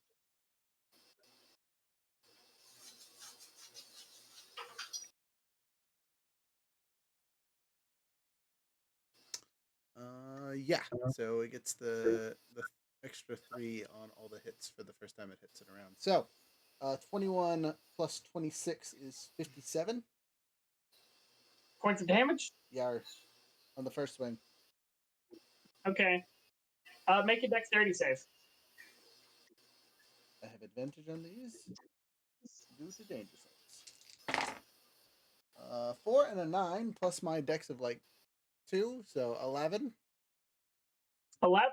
You Alright. fail to move out of the way as the creature falls on top of you. Oh man. Is it dead? It is dead. Oh. You'll hear weakly from underneath the body. I got it. Yay! The boss didn't get to run away this time. You said, Brenna, I'm sorry, this is going to suck. Oh my god, Juliet, no, you don't understand. This feels so good. Whatever it is that you're doing, I feel so energized. Do you think the dragon could fight me? Because I'd really like to He's fight that dragon right gonna now. tap I you think on we the could. noggin. 17 points of damage as the creature falls on top of your lyre, Ow. All right. and you're pinned underneath it. Cut it down to 8.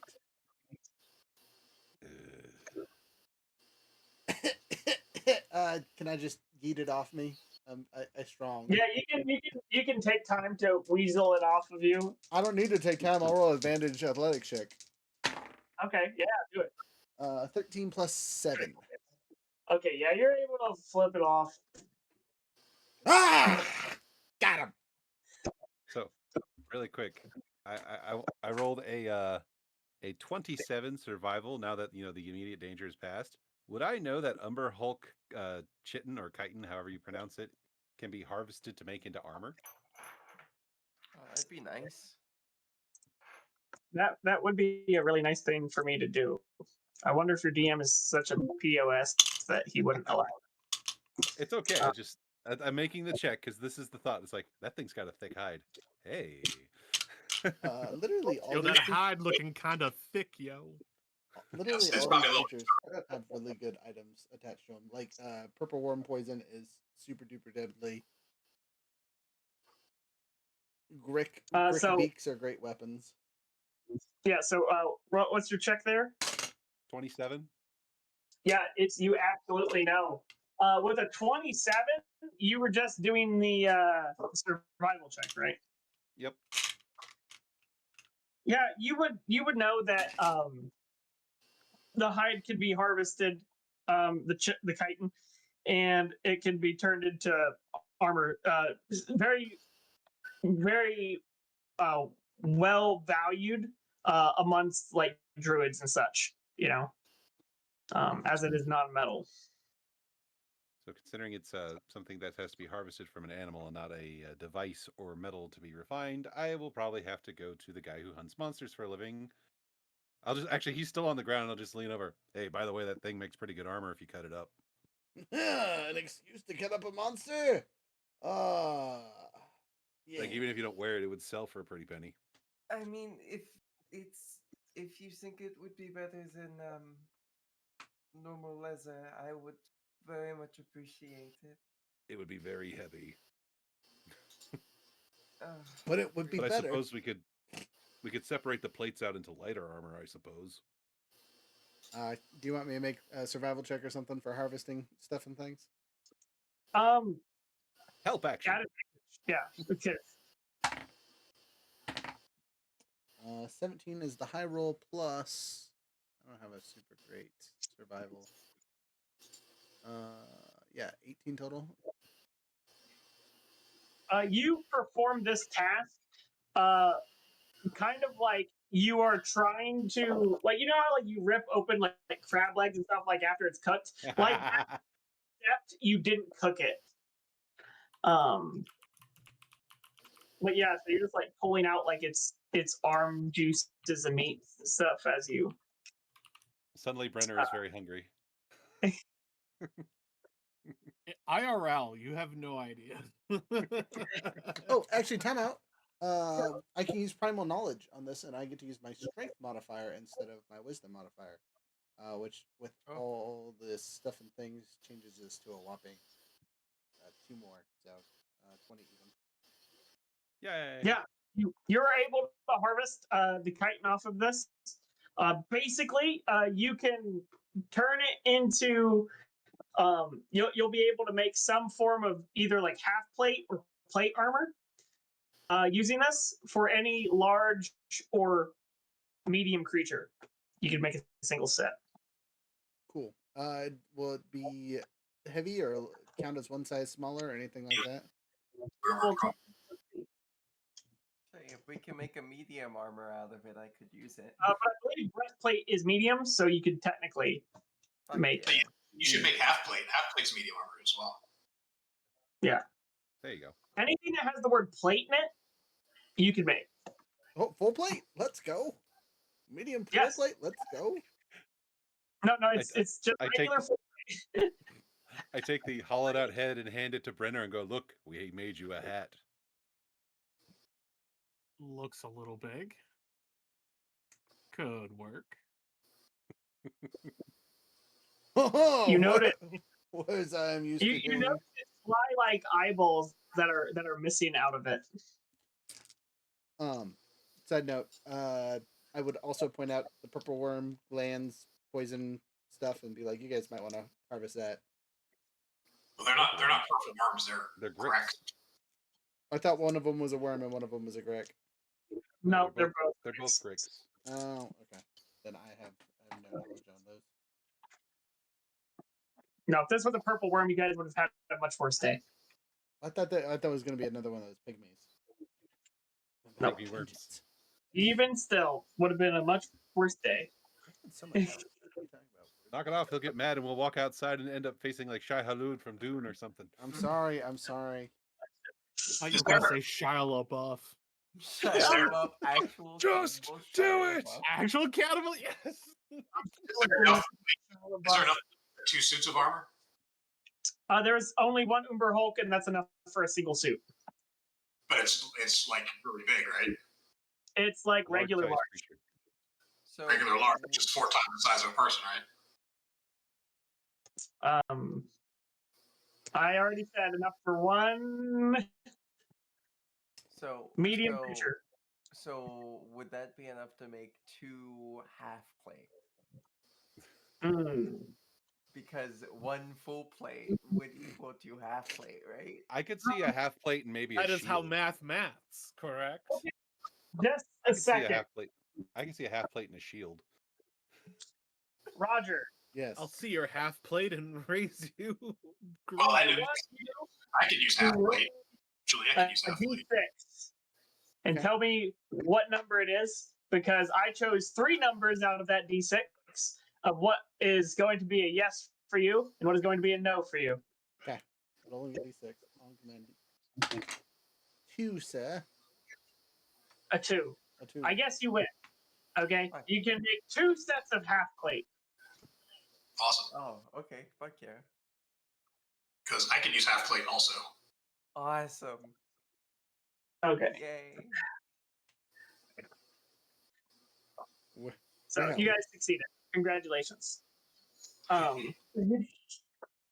it to your characters now before we forget, or someone add it to the notes and treasure in the notes page that I made for you guys, so we don't forget. I can put it Back, in the bag do of holding. you have a proficiency in Arcana? Does anybody have proficiency in Arcana? I do. Yes. Well, I mean, I have a decent number. Yeah, I'm proficient. Roll me a passive Arcana check. Passive Arcana There's no such thing as a Say passive roll a Arcana. passive. You can I've roll got an a 19 for my passive. I got an 18. Passive Arcana. 18. 23. 23. As these guys are going about and they're ripping off this Umber Hulk's, meat out of its chitin, and they're pulling its eyeballs out and just like leaving them on the ground, you're like, hey, those eyeballs, that might be something useful there. Might be able to turn that into something. And you pick up a couple eyeballs. All right. You feel as if perhaps it could be turned into a confusion bomb or like a solve, an alchemical reagent where you can force somebody else into. Right. I have an alchemy kit. Yeah. So Look, I got a constant potion of confusion at all times. It's called Jaeger. Dang it, you beat me to it. Yeah, you'll definitely be able to create something from that. So that is what you got from the Umber Hulk.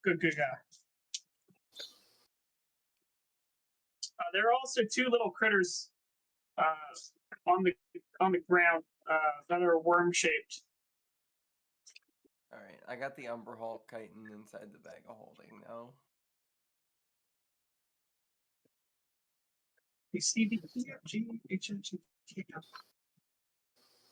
Okay, so who hasn't done anything? See that one more time?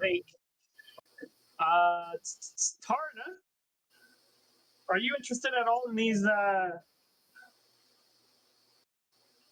gricks? Not especially, no. Okay. Is anybody interested in the gricks? Yeah, I'll go looking through them. You bet. I raised my hand. I Okay. didn't say anything, but I raised my hand. Both Roger and Relier and RJ, Vaxfindy, go towards the gricks. I will just assist Vax. Vax, you get a that assistance give you that advantage.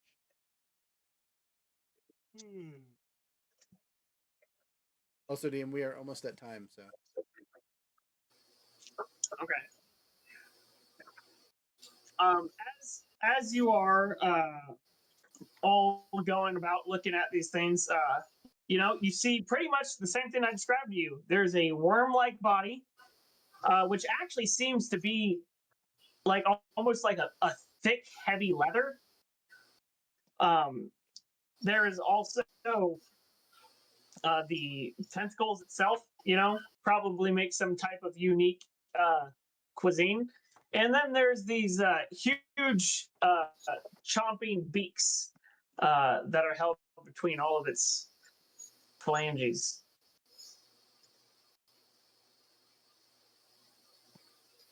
Of the tentacle variety. What are you? What exactly are you looking to do there, Relier? like I said, I'm just muscle man. Vax can tell me what to rip off. Vax, what are you looking for? I mean, what do I know is going to be worthy of? Worth something on this thing.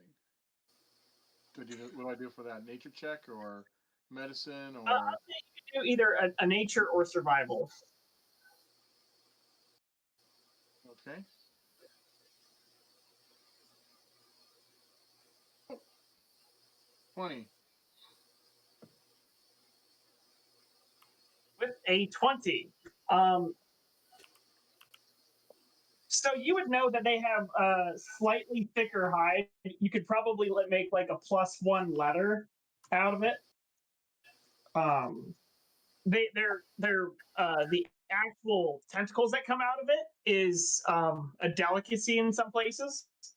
So you could harvest that for a unique flavor palette. Additionally, you might find something located actually inside of it from one of its past meals.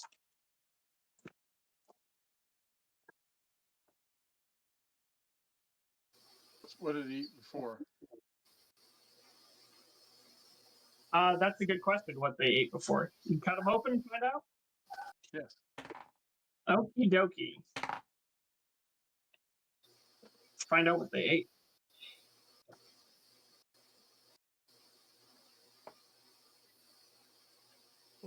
Dragonborn. Nice.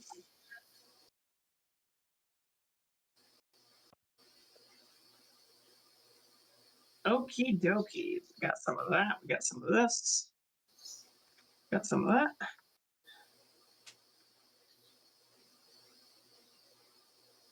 Okay. 1, 2, 3, 4. Roll me a d12. D12. Yeah, boys. Okay. Well, look at that shit. I'll take it. Okay. Now roll me a d4.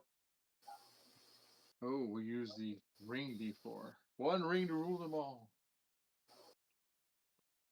Oh, No, 4. we have Okay. 7.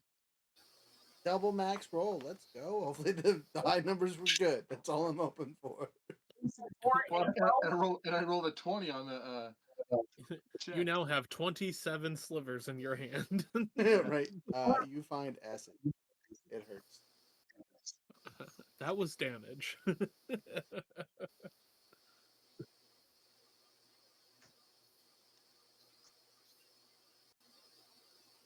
Okay, one moment, because you got something interesting.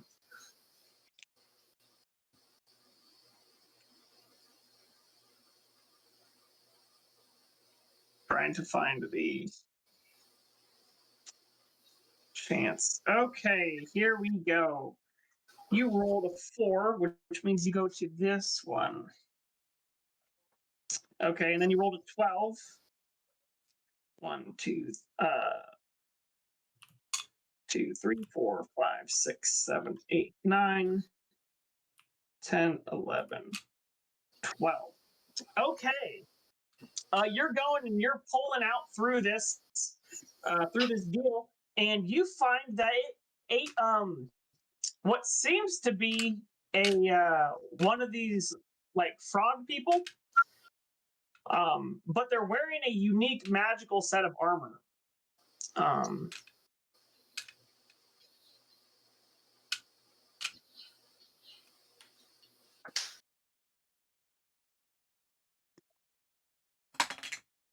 How unique is this?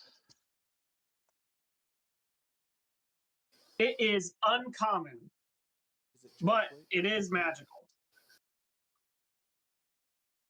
You want me to identify it?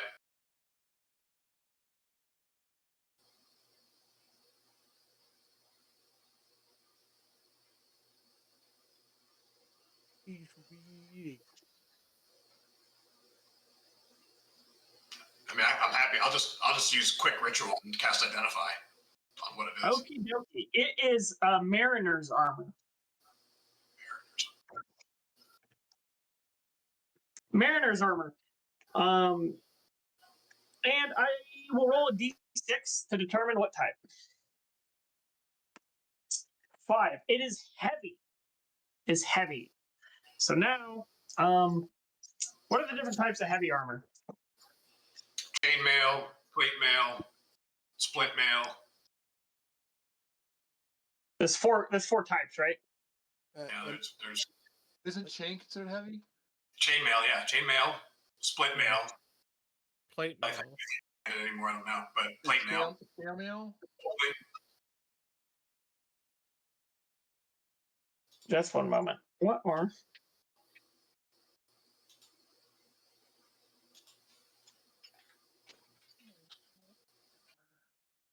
Gale is medium. Yeah, it's just ring, chain, splint, and plate. A ring. That's the other one. Okay, I'm going to roll a d4 to determine which one it is. It unfortunately is going to be ring mail. Did I roll one? Why is that unfortunate? Because it's the lowest of the heavy armors. I don't even know if any of us use heavy armor. That's just money in our pocket. Yeah. That's trading goods. Am I just throwing that in the bag of holding? Please. What does armor do? So wearing this armor, you have a swim speed equal to your regular speed. In addition, if you start your turn underwater with 0 hit points, you immediately regain 1d4 hit points. The armor can't heal anyone again until the next dawn. The armor is decorated with fish and shell motifs. Can we put it on Al so he can swim? Honestly, can we put it on now? I would, for the purpose of letting him be able to swim, fuck it.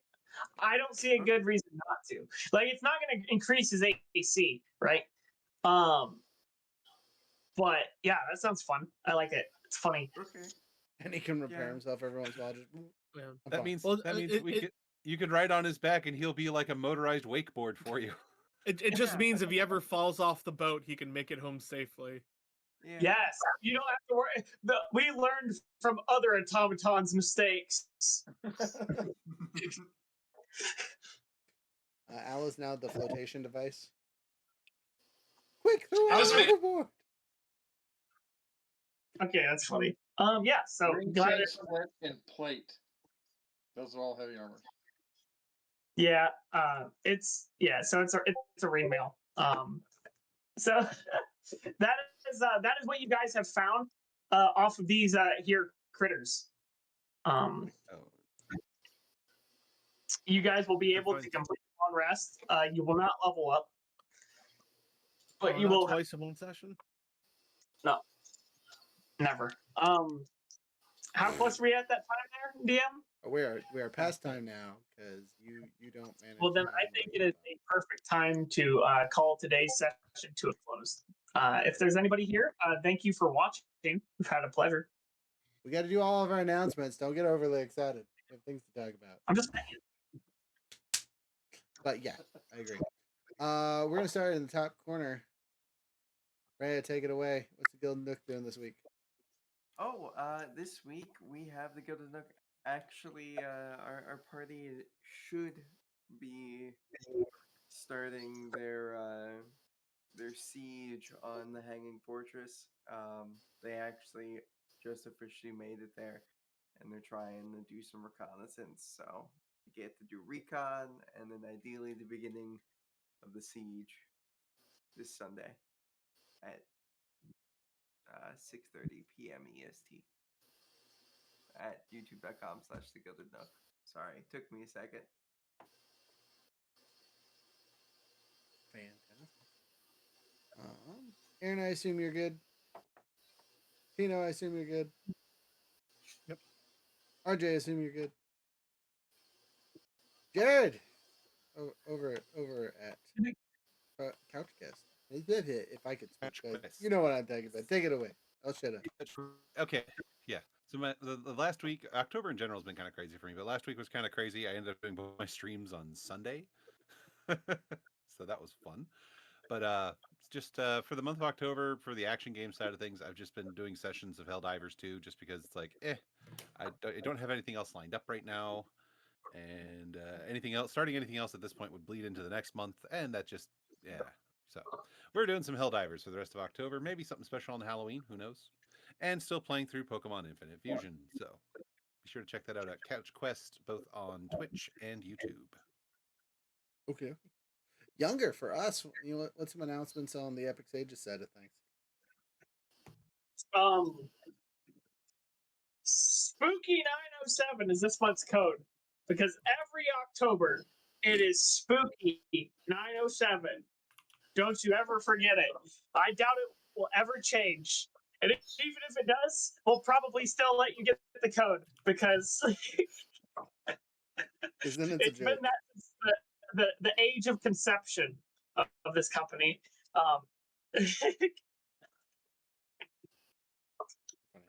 Also, okay. we have candy now. I was gonna say I have a whole spiel on that really quick if you guys want me to talk about it. But yeah,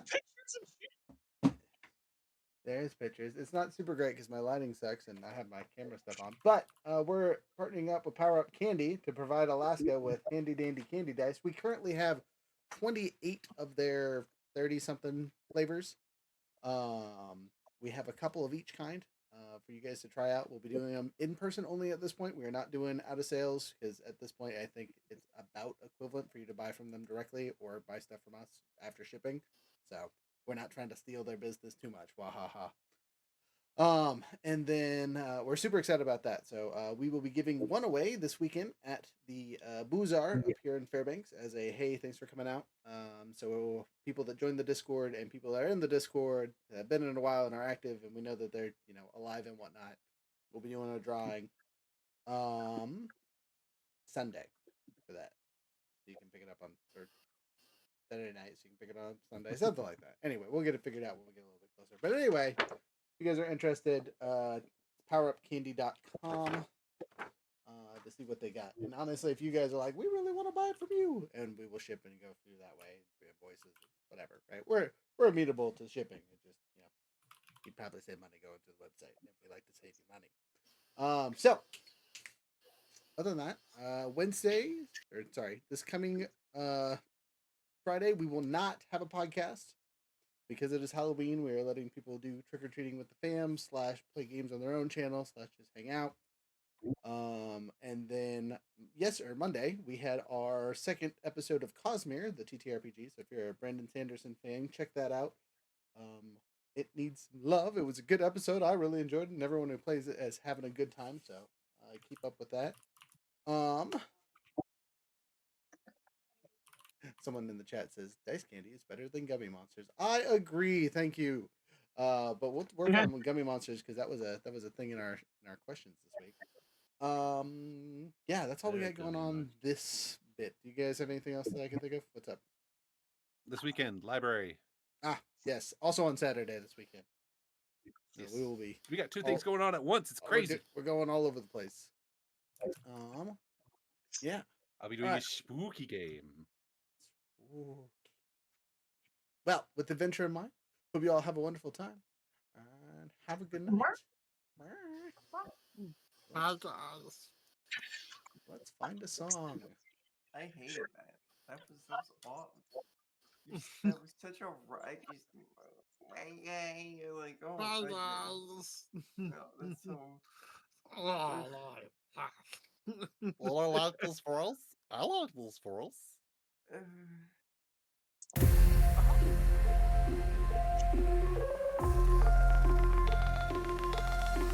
Shadows rise under neon haze. Cars snap sharp in a steadily maze.